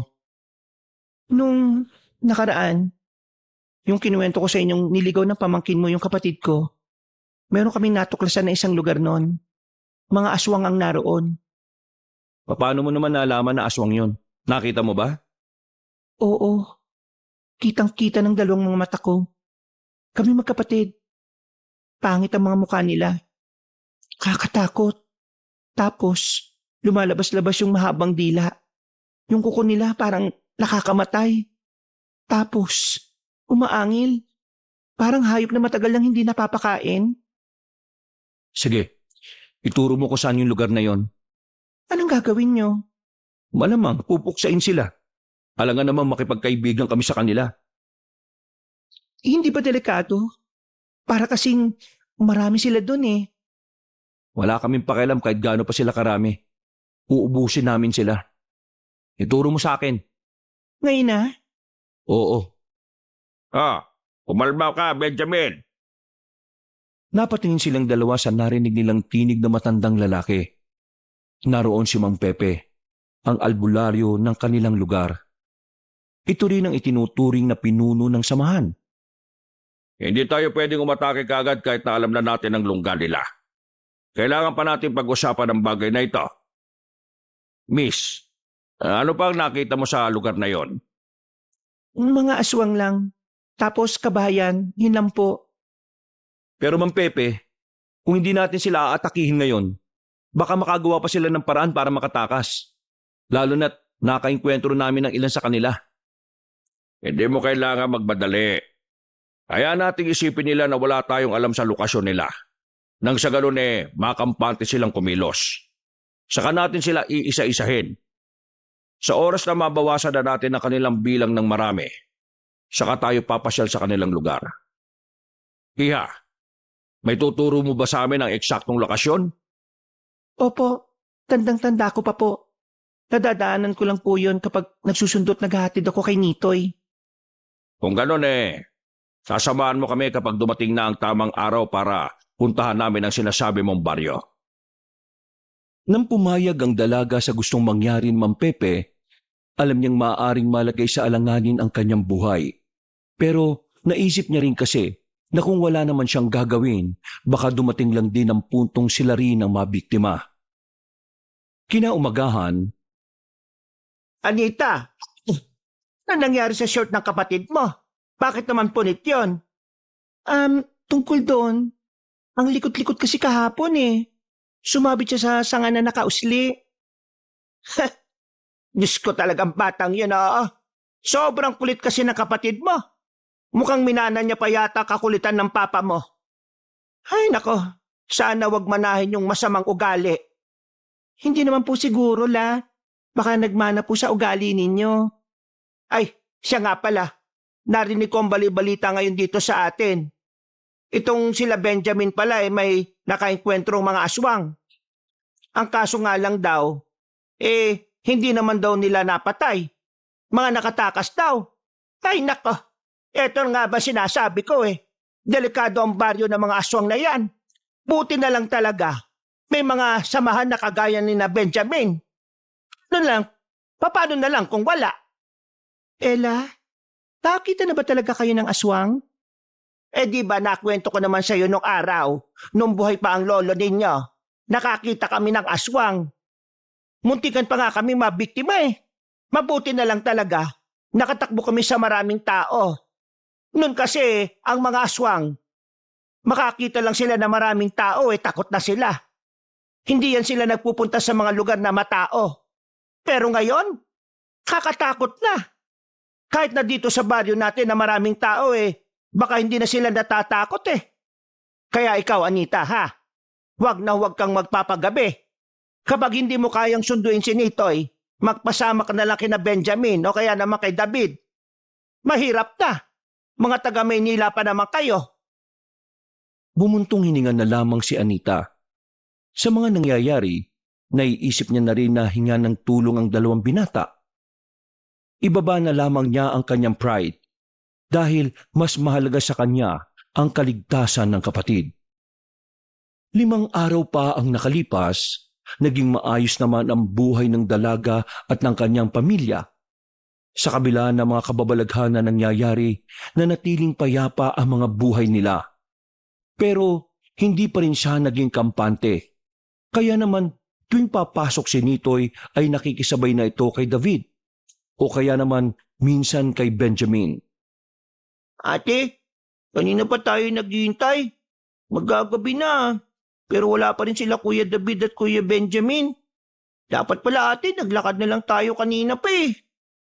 Ayan ka na naman. Huwag ka nga bang bida-bida. Nung nakaraan, munti ka na tayong mapahamak dahil sa kagagawan mo eh. Baka nakakalimutan mong inis pa rin ako sa'yo. Kaya manahimik na dyan. Maghihintay tayo rito. Hindi tayo aalis hanggat wala sila. Baka po kasi hindi naman tayo susunduin eh. Kasi hindi naman po pumasok si Buknoy. Ay nako, ang kulit mo. Sabi ng manahimik ka nga muna eh. Nakatayo lang ang dalawa sa harapan ng paaralan. Mag-iisang oras na sila roon. Wala nang ang estudyanteng lumalabas. Lahat kasi ay nakauwi na. Kaya naman, hindi na rin maiwasan ni Anita na mag-isip ng kung ano-ano. Maya-maya pa, may dumating na tricycle. Anita! Nitoy! Tara, sakay na! Sabi siyo, darating sila eh. Ha? Wala ka naman sinabi ah. Pasensya na kayo ah. Medyo natagalan eh. Pinaayos pa kasi namin tong sira sa bandang gulong. Pero ngayon, ayos na. Ito na magiging service natin palagi. Nasaan na yung pulseras na bigay ko sa'yo? Ito, suot ko pa. Mabuti naman. O sige na, sumakay na kayo. Hindi na sila nagtagal doon. Agad na rin silang sumakay sa tricycle. Tahimik lamang nilang tinahak ang daan. Madilim na ang kanilang tinatahak. Sa mga nakalipas na araw kasi, nasira ang ibang poste ng ilaw dahil sa dumaang malakas na ulan. Hindi tuloy maiwasan ni Anita na mabahala. Dahil sa mga nagtataas ang puno sa daan, pakiramdam niya ay may mga aswang na nag-aabang sa kanila. Nang biglang namatay ang makina ng tricycle. O pre, ano nangyari? Nako po. Nasira na naman yata pre yung makina. Ha? Akala ko ba ayos na yan? Akala ko nga kasi kakayanin pa eh. Kaya yung gulong lang yung pinaayos ko kanina. Ay sus, pambihira ka naman oh. Ano gagawin natin? Maglalakad na lang ba tayo? May dalawa tayong pwedeng gawin. Una, maghintay na may dadaan na sasakyan. Pangalawa, sasakay kayo ni Nitoy sa tricycle. Tapos, itutulok namin ni Benjamin hanggang sa makarating tayo sa atin. Ha? Seryoso ka ba? Ang layo pa natin no? Sige nga, anong magandang paraan? Di tayo pwedeng maglakad pre. Hiniram ko lang to sa tiyuhin ko. Alam nga namang iwan natin tong tricycle na to dito. Si Nitoy na lang ang sasakay. Tutulong na lang ako sa pagtutulak. Uy, di pwede no? Babae ka eh. Baka hindi mo kayanin. Ganyan ba kahinat kababa ang tingin nyo sa aming mga babae? Hindi naman sa ganun. Inaalala ko lang yung katawan mo. Baka kasi mabigla ka at magkasakit ka. Kaya ko naman eh. Hindi naman ako lampa. At saka, nakakaya kung pati ako eh nasa loob. O sige na, pagbigyan mo na siya. Gusto niya yan eh. Tatlo silang nagtulak ng tricycle.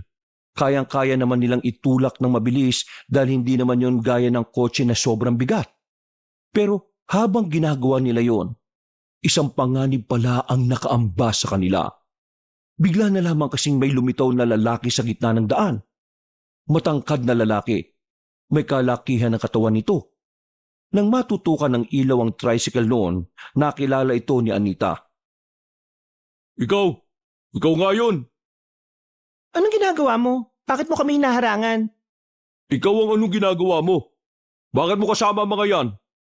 Hoy, magkakilala ba kayong dalawa?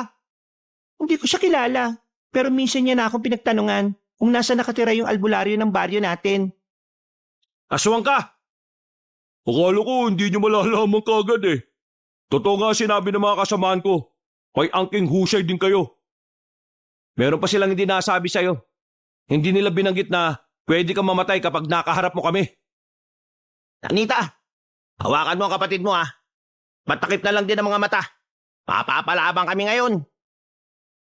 Agad na kinuha ni Anita ang kanyang kapatid. Ramdam niya ang takot ng bata. Nanginginig yon sa takot. Kahit siya, hindi niya rin mapigilan na mabilis na pagtibok ng kanyang puso. Sa tingin niyo ba, haharap ako sa inyo na mag-isa kung hindi ko kayo kaya? Abay, malay namin kung bida-bida ka lang. Kunwari malakas pero papogi lang. Hindi ba, pre? Iyoko na marami shot-shot. Tapusin kagad natin to. Malaking sagabal kayo sa mga plano namin eh. Eh di simulan mo. Dinukot na ni Benjamin ang kanyang itak. Ganon din si David. Hindi nagtagal, agad na umatake ang lalaking aswang. Nagmamadaling lumapit yon sa kanila. Sinalubong naman ito ni Benjamin. Pagkagupit nito ng itak, nakailag ang lalaki. Marunong din ito makipaglaban base sa kilos nito. Dalawa na kayo pero hindi niyo pa rin ako matamaan. Ha!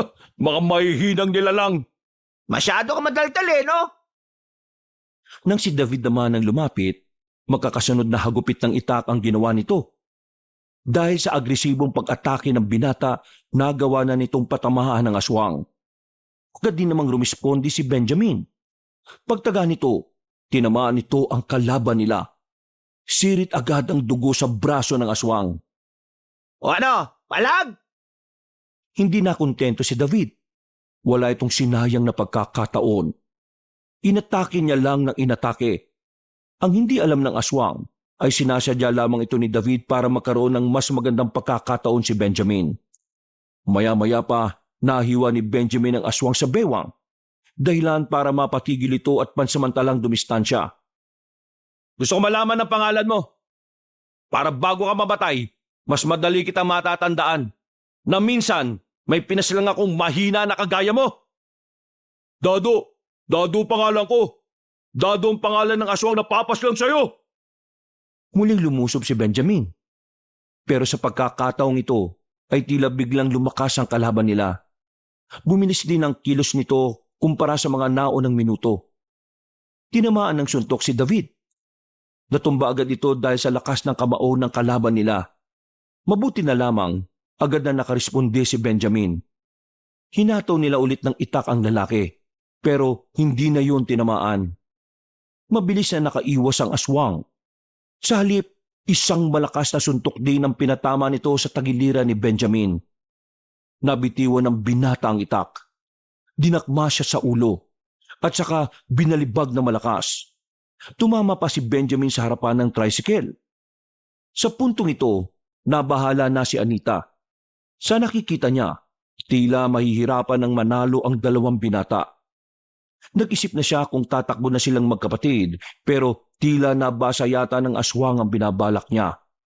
Tumingin yun sa kanya ng nakangisi. Kaya naman hindi na rin siya nakagalaw sa kanyang kinatatayuan. Ano? Katakas ka? Ha! Kala mo makakatakas ka?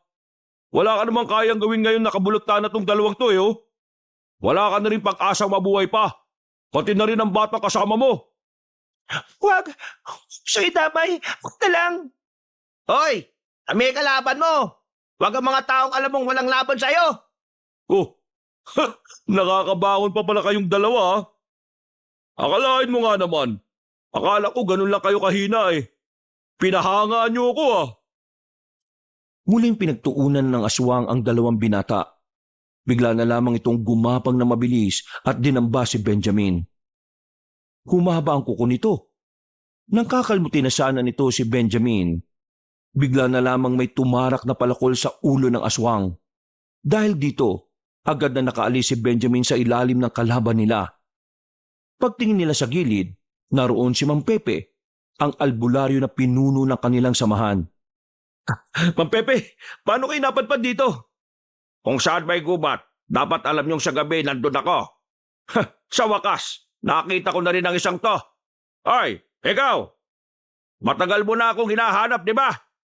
Oo, ikaw nga. Pepe! Gigewang-gewang na ang aswang. Napuruan ito ng palakol sa ulo.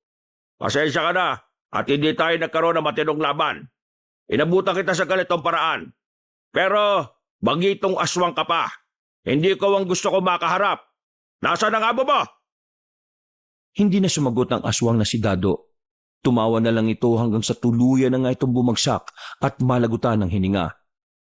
Napailing na lamang si Mang Pepe.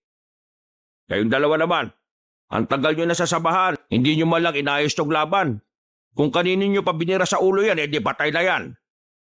Masyado kasi siyang mabilis kanina. Pasensya na ho. Walang magagawa ang pasensya. Ang mahalaga, ligtas na kayo. Napatay natin ang kanang-kamay ni Efren. Teka, kasama niyo pala magkapatid. Alita, ayos lang ba kayo? Opo, ayos lang po kami. Kinabahan lang po kami kasi akala ko makakain na kami ng mga aswang. Huwag kang mag-alala, ligtas ka na. Patay na ang aswang na ito. Ate, uwi na po tayo. Natatakot na po ako eh. Baka mamaya kainin tayo ng mga aswang. Nitoy, wala ka nang dapat ng ikatakot. Makakauwi na tayo ng ligtas. Ay, sige na, sumakay na kayo. Sira ho yung tricycle na yan eh. Kailangang itulak. Napapailing na lamang ang matanda. Itinulak na lamang nila yon. Halos 2 oras silang nagtulak. Hanggang sa matsyempohan nilang rumoronda ang mga pulis mula sa bayan. Hindi na sila noon hanggang sa makarating na sila sa baryo. Pag-uwi nila, hindi na nagdalawang isip sila Benjamin at David na ipagtapat kay Aling Linda ang mga nangyari. Hindi makapaniwala matandang babae. Alalang-alala ito sa 2 nitong apo. Diyos ko, buti naman at nakaligtas kayo. Benjamin, ano gagawin natin ngayon? Matatalo niyo ba mga aswang? Baka naman dito sila manggulo sa atin. Paano tong 2 apo ko? Huwag po kayo mag-alala.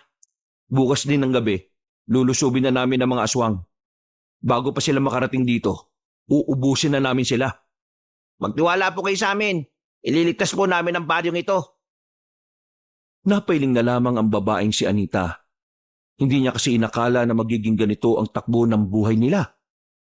Tinakasan nila ang magulong buhay sa Maynila, pero mas mapanganib naman ang dinadanas nila. Ganun pa man, sinubukan na lamang ng babae na maging positibo. Kinabukasan ng umaga, kumalat na agad ang nangyari. Nagsilbing babala ang pangyayari sa lahat ng residente. Kaya ang karamihan sa kanila, hindi na muna pinapasok ang mga anak sa eskwelahan. Ganon din naman ang ginawa ni Anita kay Nitoy. Mas pinili niyang manatili na lamang ang kapatid sa kanilang bahay kaysa malagay na naman sa alanganin ng buhay nito. Pasensya ka na, Anita. Kailangan mo makita itong ginagawa namin. Hindi ka ba natatakot sa mga nandito kasi puro patalim ang hawak naming lahat? Hindi naman ako ignorante. Naghahasa din naman ako ng patalim kapag naghihiwa ako ng sibuyas. Kaya ayos lang naman. Nagpunta ako dito kasi meron akong gustong itanong. Oy, bakit? Ano ba yung tatanong mo? Pwede niyo pa akong turuan na humawak ng pana? Gusto ko makapatay din ng aswang eh. Para naman hindi ko mararamdamang pabigat lang ako kapag kasama niyo ako. Mabuti naman at naisip mo rin yan. Pero dahil gusto mo matuto, wala namang problema. Tuturuan kita ngayon din. Oh, nagkusang loob na si Benjamin ha. Patusin mo na. Minsanan lang yun maging mabait sa ibang tao. Isa lang ang gusto ko sa tinuturuan ko. Ayaw ko na masyado mareklamo.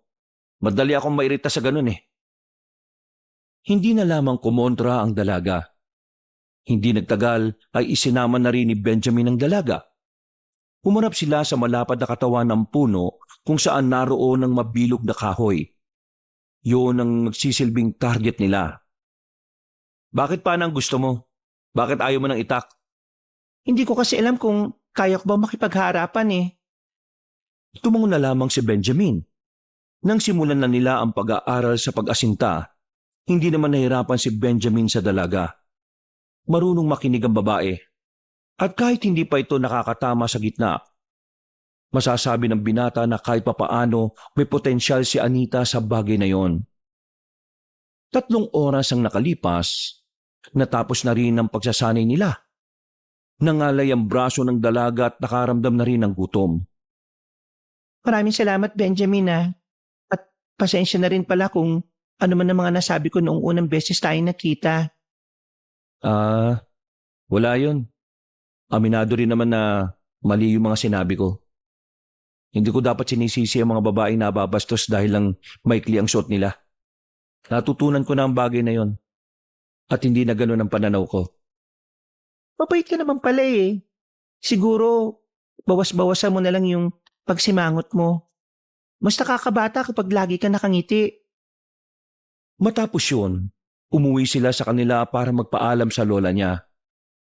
Halos mangiyak-ngiyak ang matandang babae nang malaman na kasama siya sa sasabak.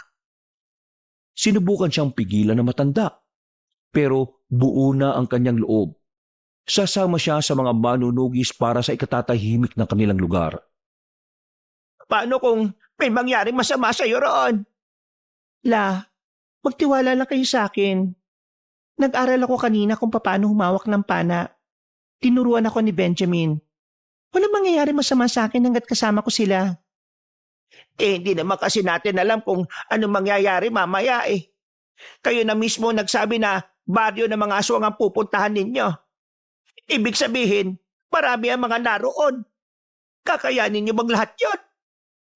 Diyos ko, bakit ba ito nangyayari sa atin? Hinawakan ng dalaga ang magkabilang pisngi ng kanyang lola. Ngumiti siya na malapad. Pinapakita niya na handang-handa siya sa mangyayari kahit na ang totoo ay natatakot din siya. La, pinapangako ko. Babalik ako dito. Kailangan ko lang talagang gawin ito para makatulong ako para sa baryo natin. Tumangutango na lamang ang matandang babae. Maya-maya pa'y dumating na rin sila Benjamin kasama ang iba pang miyembro ng samahan. Ipinaalam nila ang babae kay Aling Linda. Hindi nagtagal, sinimulan na rin nilang umalis.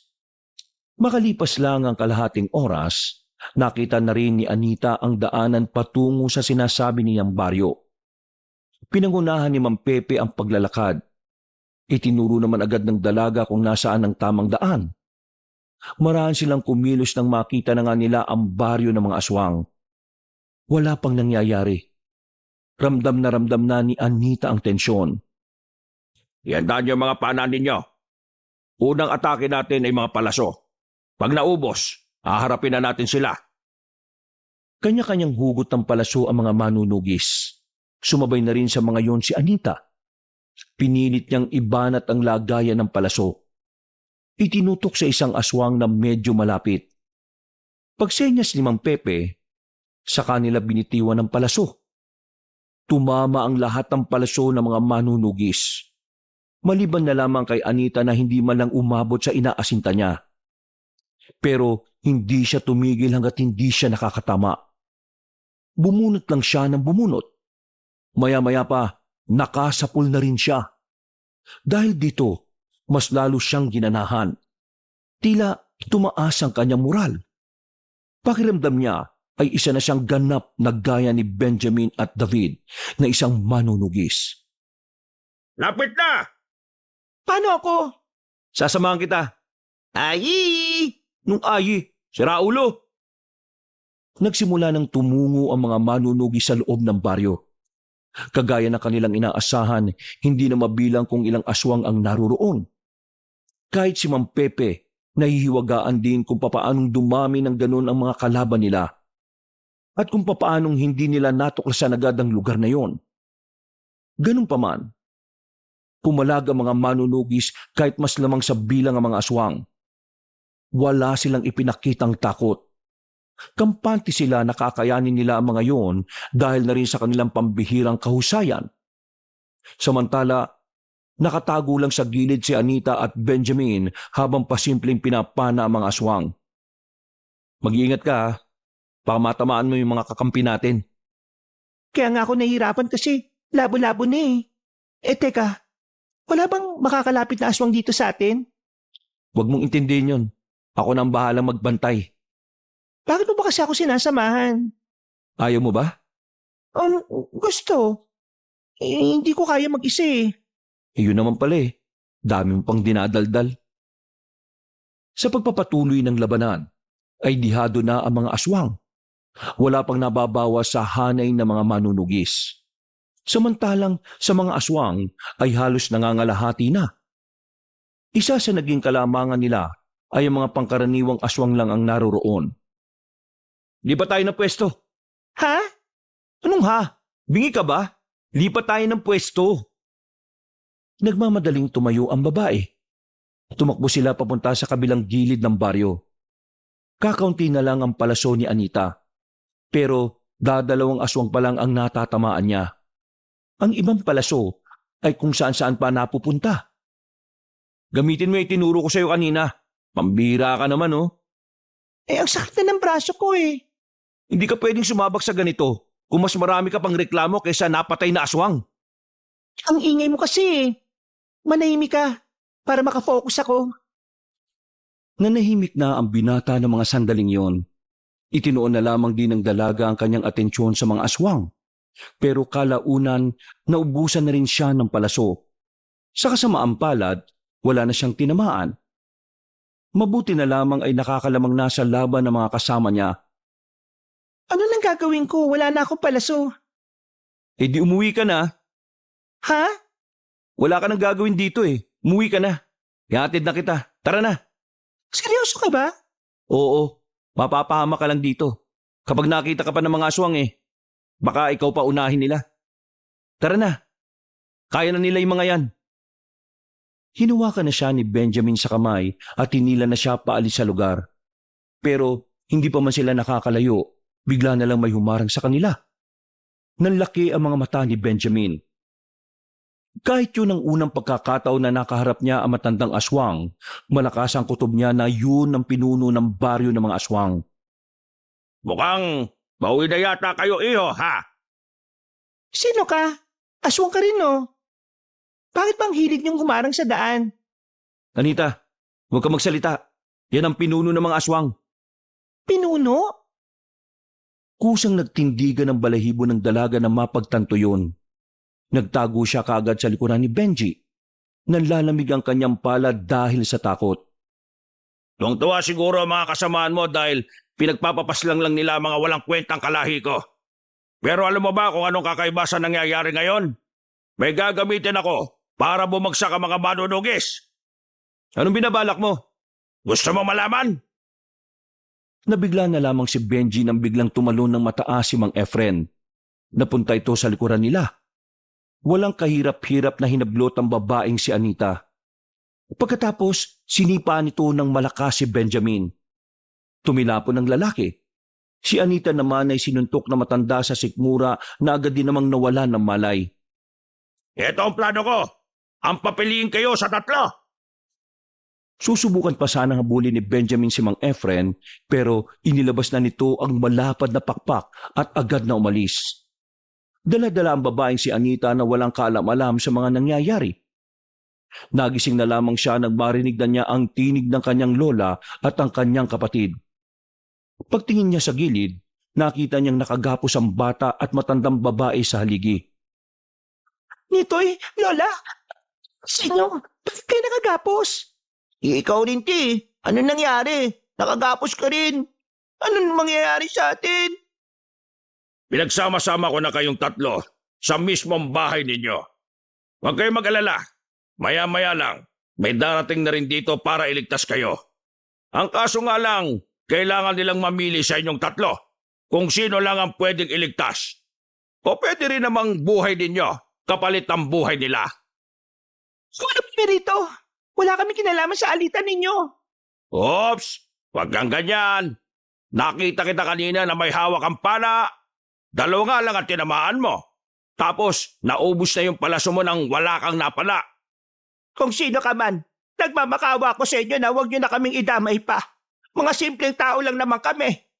Ang kaso, hindi ako magdedesisyon kung pakakawalan ko kayo o hindi. Hintayin na lang natin sila. Mamaya naman siguro narito na rin sila. Magsisimula na rin ang magandang palabas. Gagawin niyo sa baryong to. Bakit gustong-gusto niyong sakupin? Oh, akala ko ba wala kayong kinalaman? Bakit mo alam ang bagay na yan? Ikaw masyado ka maraming nalalaman Oras na yata para tumikom ang bibig mo habang buhay. Hindi ko alam kung anong pinagmulan ng mga pinaglalaban niyo. Pero hindi tama na idamay niyo ang mga taong walang kaalam-alam. Kung may problema kayo, Wala kang karapatang magsalita. Dahil ang alam mo lang ay ang mga kwentong naririnig mo. Nasabihin ko sa iyo, ang baryong ito ay dating baryo ng mga aswang. Inagaw lang sa amin ito ng mga sinaunang albularyo at manunugis. Ngayon, wala na sila rito. Babawin ko na kung ano man ang totoong sa amin. masama ka? Bad ka? Hindi ka mapapatawad ni Lord? Hoy, Bata, huwag ka maingay ha. Kasi alam mo, nangangain ako ng batang maingay. Bigla na lamang nagbago ang anyo ng matandang aswang. Lalong naiyak ang batang si Nitoy. Nanginginig na ito sa takot. Naihina rin ito sa salawal. Nakikiusap ako. Huwag mo nang takutin ang apo ko. Wala siyang kinalaman dito. Bata lang siya. Okay, sige. Madali naman akong kausap eh. Maawain din naman ako sa mga bata. Muling ibinalik ni Mang Efren ang itsura niya sa dati. Tawa ito ng tawa. Para nitong mamamatay sa kakahagalpak. Awang-awa naman si Anita sa kanyang kapatid.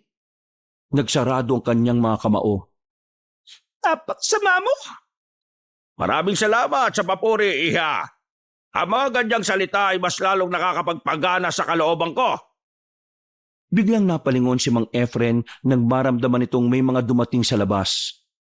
Winasak nito ang pintuan at inihagi sa labas. Mula sa loob, natanaw ni Anita sila Benjamin sa labas. Kasama na nito si Mang Pepe at si David. Nandyan na pala kayo. Mabuti naman at dumating na kayo kaagad. Kanina pa kasi ako naghihintay eh. Akala ko pababayaan nyo na lang na mamatay tong tatlo sa loob eh. Gawain ba talaga ng isang pinunong aswang na nagamitin ng ibang tao para makalamang sa laban? Matanda ka na. Dapat alam mo na isang tunay na leader kayang umisip ng magkakaibang paraan para manalo sa laban. Kung gano'n masasabi kong pangmahinang paraan ang naisip mo. Sige, sabihin na nating mahina. Pero ito ang problema natin ngayon. Namili ka. Buhay mo o buhay nilang tatlo. Sinasabi mo bang pakakawalan mo sila kung sasama ako sa'yo? Sasama sa akin. Pakakawalan ko lang sila kapag napatay kita ngayon. Ikaw lang naman ang problema ko eh. Wala akong pakialam sa mga bata mo dahil wala ngang kwenta mga yan. Pakawalan mo muna sila, saka ako papayag sa gusto mo. Hindi naman ako bata para gawin yon. Ikaw ang lumapit sa akin, saka ako sila pakakawalan. Huwag tayong maglukuhan dito. Kung ganyan ang gusto mo mangyari, wala tayong mapapala kasi hindi ako magtitiwala sa'yo. Kung patayin ko na lang kaya sila, kaya niyo bang makita na mga nakakalat ang mga laman loob nila? Natigil ang kanilang pag-uusap nang maramdaman ni Mang Efren na may paparating na palaso sa kanyang direksyon. Pinukulan na pala ito ni David na nakatago sa di kalayuan. Pero sa kasamaang palad, nasalo na matandang aswang ang palaso. Kinuha naman ni Mang Pepe ang pagkakataong yon para tagain si Mang Efren. Tinamaan niya yon sa dibdib. Sa puntong ito, napadistansya na ang kalaban sa mga sandaling yon. Mabilis namang tumakbo si Benjamin sa loob ng bahay para pakawalan sila Anita. Kailangan ko kayong alisin dito. Saan tayo pupunta? Anong gagawin natin? Basta, kailangan yung lumayo. Natanggal na rin ni Benjamin ang kanilang pagkakatali. Wala silang sinayang na pagkakataon. Habang kinakalaban ni Mang Pepe ang pinuno ng mga aswang, agad na rin silang tumakbo sa likod ng bahay. Sa daan ay sinalubong naman sila ni David. Ito tayo, dali! Binuhat na ni Benjamin ang batang si Nitoy, habang si David naman ang bumuhat sa matanda. Karipas ang takbong ginawa nila makaalis lamang doon. Bawat kabahayan nga na nadaraanan nila ay nag-aalok na papasukin sila. Pero hindi nila yung pinato sa kadahilan ng madadamay ang mga residente sa nangyayari. Maya-maya pa, nakarating na rin sila sa kalsada. Sumakto naman ang merong dumaan na jeep. Pinara nila yun at agad din naman silang sumakay. Pag-andar ng sasakyan, ay bigla na lamang merong humila kay Anita palabas. Bago marurot ang jeep ay tumalon din palabas. Sinuntok ni Anita sa pagitan ng hita ang matandang aswang kaya nabitiwan siya nito. Nuisit! Akala niyo matatakasan niya ako? Dito ka lang! Akong bahala rito! Ikaw? Haharap sa akin? Nagpapatawa ka bang binata ka? Para mong sinabi na pinalaban mo yung pusa sa leon. Kung ano man ang ginawa mo kay Mang Pepe, sisiguraduhin kong pagbabayaran mo yon. Papatayin ko na lang kayong lahat para wala ng problema. Tumalo ng aswang papunta sa binata. Nailaga ni Benjamin ang unang suntok na ginawa nito. Bumunot ang kutsilyo si Benjamin. Nang makakuha ng tamang pagkakataon ay agad niyang sinaksak ito sa tagiliran. Sinundan niya pa yun, pero nakalayo na kagad si Mang Efren. Nagbago na ng anyo ang matanda nang magalit ito sa ginawa niya. Walang ano-ano, mabilis na nakalapit ang aswang sa binata. Kinalmot nito si Benjamin. Hindi pa yun nakontento, kinagat pa nito ang hita ni Benjamin. Buti na lamang ay nagawa nitong tusukin si Benjamin sa mata, kaya kahit papaano ay nagkaroon siya ng pagkakataong makabangon. Iika-ika itong tumayo. Kukunin na sana nito ang kutsilyong nabitiwan, pero bigla siyang sinipa sa mukha ni Mang Efren. Bulagta ang binata. Umikot ang paningin nito. Muling umibabaw si Mang Efren kay Benjamin. Akmang tatapusin na sana nito ang lalaki, pero nagulat na lamang ito na makaramdam na ito ng hapdi sa likuran. Pinagsasasaksak ito ni Anita ng ilang beses. Tinatadyo ng dalaga. Doon niya ibinuhos ang lahat ng kanyang galit. Napaatras si Mang Efren. Umagos na ang dugo nito. Nalilisik ang mga matang nakatingin kay Anita. Wisit kang babae ka! Ang kapal ng mukha mong bakelam, wala ka namang kwenta! Dapat sa'yo, maagang pinagpapahinga! Lalapit pa sana ito kay Anita, pero hinawakan ito ni Benji sa paa. Kaya naman hindi na ito napilitang makalapit sa dalaga. Malakas na sampal ang natanggap ni Anita. Sa lakas ng sampal ay bumagsak siya kaagad. Nanlalabo ang kanyang paningin sa sobrang hilo. Naramdaman na lamang niyang hawak-hawak na ni Mang Efren ang kanyang buhok. Humaba ang kuko ni Mang Efren habang nakatingin sa liig ng babae. Lalagyan kita ng gribo sa leeg mo! Visit! Isang palaso ang tumarak sa bandang batok nito. Dumating si Mang Pepe. Wala man lang itong kagalos-galos. Agad itong lumapit sa aswang. Si Mang Efren naman ay lumayo muna saglit. Bakit ba sa tuwing gusto ko ng pumaslang saka may humahad lang? Banas na ako sa inyo, ha? Kanina pa tumataas ang dugo ko. Akala ko ba malakas ka? Bakit mas sinabol mo pang mahihina kaysa harapin ako? Nakakatamad kang kalaban Mas marami pa tayong pinag-uusapan kaysa magpatayan.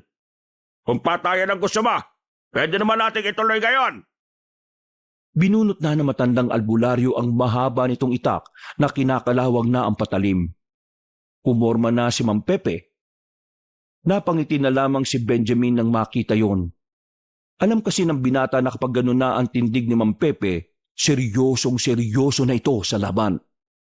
Si Anita naman, bagamat malinaw na ulit ang kanyang paningin, hindi pa rin siya makatayo. Nakikita niya ang mga nangyayari pero wala siyang magawa. Parang panandali ang nakomatose ang kanyang katawan. Benjamin, Anita, igaganti ko kayo sa siraulong ito. Manood na lamang kayo at magpahinga. Tingnan natin kung tumagal ka sa akin. Babalasahin kita, makikita mo! Parang mabangis na hayop na lumusob si Mang Efren. Ang mahaba nitong kuko ang nagsisilbi nitong sandata. Pero madali lang yung nasasalag ni Mang Pepe gamit ang itak nito. Kalaunan, tinamaan si Mang Pepe sa balikat. Pero hindi yun naging dahilan para mapabagal ang kanyang galaw. Tila walang nangyari. Normal pa rin ang kilos. At ang bawat wasiwas nito ng itak ay nagdudulot pa rin ng pagkabahala kay Mang Efren. Nagkaroon na ng pagtataka ang aswang. Hindi nito malaman kung papaanong tumatagal ang matandang gaya ni Pepe. Si Mang Pepe naman, ilag lang ng ilag. Binabasa nito ang bawat kilos ng kalaban. Mga ilang sandali lang, nakakuha na ito ng tamang pagkakataon. Isang malakas na hataw ng itak ang ginawa nito sa tagiliran ni Mang Efren. At dahil dito, tila natigilan ng aswang. Nanlalaki ang mga mata. Hindi makapaniwala sa nangyari. Pinagbibigyan lang kita kanina. Dalawak mo 3 sibilyan. Pero ngayong wala akong dapat na alalahanin pa. Ipapakita ko sa iyo ang tunay na ako. Bakit? Sino ka ba? Isa ka ba sa anak ng mga sinaunang manunugis na nagnakaw sa baryong ito? Oo. Ako ang isa sa anak nila. At hindi nila ninakaw ang baryong ito. Kayo ang unang nagpalaya sa mga taong naririto noon. Binawi lang ng mga ninuno namin ng lupain ito. Kasinungalingan! Pagmamayari ng mga aswang ang baryong ito. Hindi ko sa inyo! Wala na akong pakialam kung anong gusto mong paniwalaan. Ang malaga na lang sa akin ay narito ako para pigilan ka sa mga pinaplano mo. Bigla na lamang lumundag ang matandang aswang papunta sa kinahihigaan ni Anita. Sa puntong ito, nagkaroon na naman ng kahinaan si Mang Pepe. Masyado itong nalibag sa pakikipag-usap. Hindi na nito namalayan na ang distansya lang pala ng dalaga sa aswang ay malapit lang. O ano? Hindi ka yata makapagsalita. Bakit? Takot ka bang mapahamak siya? Duwag! Isa ka malaking duwag! Manahimik ka dyan! Wala kang ibang gagawin dito kundi ang maging kapalit ang buhay niya. Ngayon, albularyo, mamili ka ulit! Ikaw o ang buhay nitong babae na ito? Mang Pepe, hayaan mo ako! Piliin mo ang sarili mo! Tuso talaga mga aswang kahit na kailan. Pero para sabihin ko sa'yo, hindi mo ako mapapaslang kahit gamitin mo pa sa akin ang babaeng yan. Ha! Sinasabi mo bang mas pipiliin mo ang sarili mo kaysa sa kanya? Mismo! Anong klaseng pinuno ka? Siya na rin naman ang nagsabi, di sige. Sige! Akala mo hindi ko itutuloy? Manood ka! Nang dadakmay na ni Mang Efren ng dalaga si Leeg, ay bigla na lamang itong nakaramdam ng sakit ng ulo. Nabitiwan niya ulit ang babae. Napahawak pa matandang aswang sa ulo niya na sobrang sakit. Anong nangyayari sa akin? Hindi ko suot ang pulseras kanina kaya mo kong hawakan. Pero ngayon, pasensya ka na lang. Kung kanino mo pa sana sinuot yan, di sana. Hindi ka nabitbit. Pasensya na. Akala ko kasi kasama kita sa lahat ng oras kanina eh. Kaya naging kampante ako na hindi suotin to. Katangahan yan. Pambihira ka naman, oh. Natuna ang atensyon nila kay Mang Efren. Hilong-hilo pa rin yun dahil sa pulseras na proteksyon ni Anita. Hindi na nagsayang ng oras si Mang Pepe. Mabilis itong tumakbo palapit at saka itinarak na ang itak sa tiyan ng aswang. Pero nagawa pang makapalag ni Mang Efren. Hinawakan nito si Mang Pepe sa balikat. Pinisil nito ng madiin ang parting yon. At sa puntong ito, nakaramdam na rin ng sakit ang albularyo. Hindi ako papayag na ako lang ang mamamatay. Isasama kitang sa ka. Managinip ka ng gising. Mauna ka na ron. Sa langit ang destinasyon ka. Buong puwersang mas ibinao ni Mang Pepe ang itak. Paghugot niya, tumagas ang dugo mula roon. At kahit natakpan nito ng malapad itong palad ang tama nito, malakas pa rin bumubulwak ang pulang likido. Totoo ba ito? Totoo bang natalo mo ako? Anong nangyari? Hindi ka pa nananaginip. Lahat ng nararamdaman mo ngayon ay totoo. At lahat ng yan ay dahil sa kasamaan mo. Hindi ako papayag na hindi makabawi sa baryong ito. Lalaban ako hanggang sa... Nadapa na ang matandang aswang. Sinusubukan nitong makabangon pero kapag naitutukod na nito ang isang tuhod ay muli itong bumabagsak. Maya-maya lang din ay nalagutan na rin ng hininga ang pinuno ng mga aswang. Benjamin, Anita, natalo na natin siya. Magaling ang ginawa niyong katapangan, lalong-lalo ka na, Anita. Masyado mo kong pinahanga ngayon. Mang Pepe, yung katawan ko, bakit hindi ko maigalaw? Huwag ka mag-alala, akong bahala sa'yo. May babalik ko rin ang lakas mo. Benjamin, kaya mo pa bang tumayo? Oho, ako nang bahala kay Anita. Ako na bubuhat. Pabalik na mga kasamahan natin. Pagbalik nila, ideklara na natin ang pagkapanalo natin mga manunugis. At susunugin natin ang lahat ng mga bangkay ng mga aswang. Matapos ang laban na yon, agad na dinala si Anita sa bahay ni Mang Pepe. Mayroong mga pinainom sa kanyang halamang gamot. Mga likidong nagbabalik umano ng mga enerhiyang nawala. O mga lakas ng ugat na naapektuhan dahil sa pagkakaalog ng ulo. Umaga na nang maging maayos ang pakiramdam ng dalaga. Nakabalik na rin ang kanyang lola at kapatid. Po, anong nangyari? Ayos ka na ba? Ayos lang ako. Nasaan si Nitoy? Bakit hindi niyo kasama? Naroon, kasama ni David. Pinakain ko na muna kasi gutom na raw siya eh. Mahusay po ba ako? Eh Diyos ko naman, oo naman. Muntik-muntikan ka na nga mamatay eh. Mabuti naman at nagkamalay ka na pala. Naigagalaw mo naman na maayos ang katawan mo. Opo, Maraming salamat po sa inyo. Salamat naman sa Diyos kung ganon. Magaling ang ginawa mo, Anita. Hindi ka naman manunugis pero pinakita mong kaya mo rin protektahan ang pamilya mo at ang ibang tao.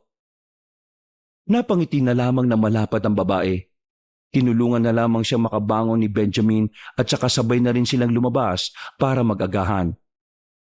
Sa mga sumunod na araw, unti-unti na rin naging maayos ang kanyang pakiramdam. Hindi na niya nararamdaman ang hilo. Kinakaya na rin niyang pumasok sa ekstrang trabaho. Matapos ang madugong labanan sa pagitan ng mga manunugi sa Taswang, naging panatag na rin ang kalooban ng mga tao. Mas naging maayos na rin ang pagtulog ng lahat. Wala nang pagkabahala sa gabi. Nadadaanan na rin ang karaniwang daanan ng mga batang pumapasok sa eskwelahan. Sa kabila ng mga nangyari, mas pinili pa rin ni Anita na mamuhay bilang simpleng babae. Mas gusto niya ng buhay na payapa at ang tanging iniisip lamang ay ang kanyang pamilya. Ganun pa man, naging parte na rin ng buhay niya sila Benjamin. Mas lumalim ang kanilang samahan at pamilya na rin ang naging turingan. Hindi pa man tuluyang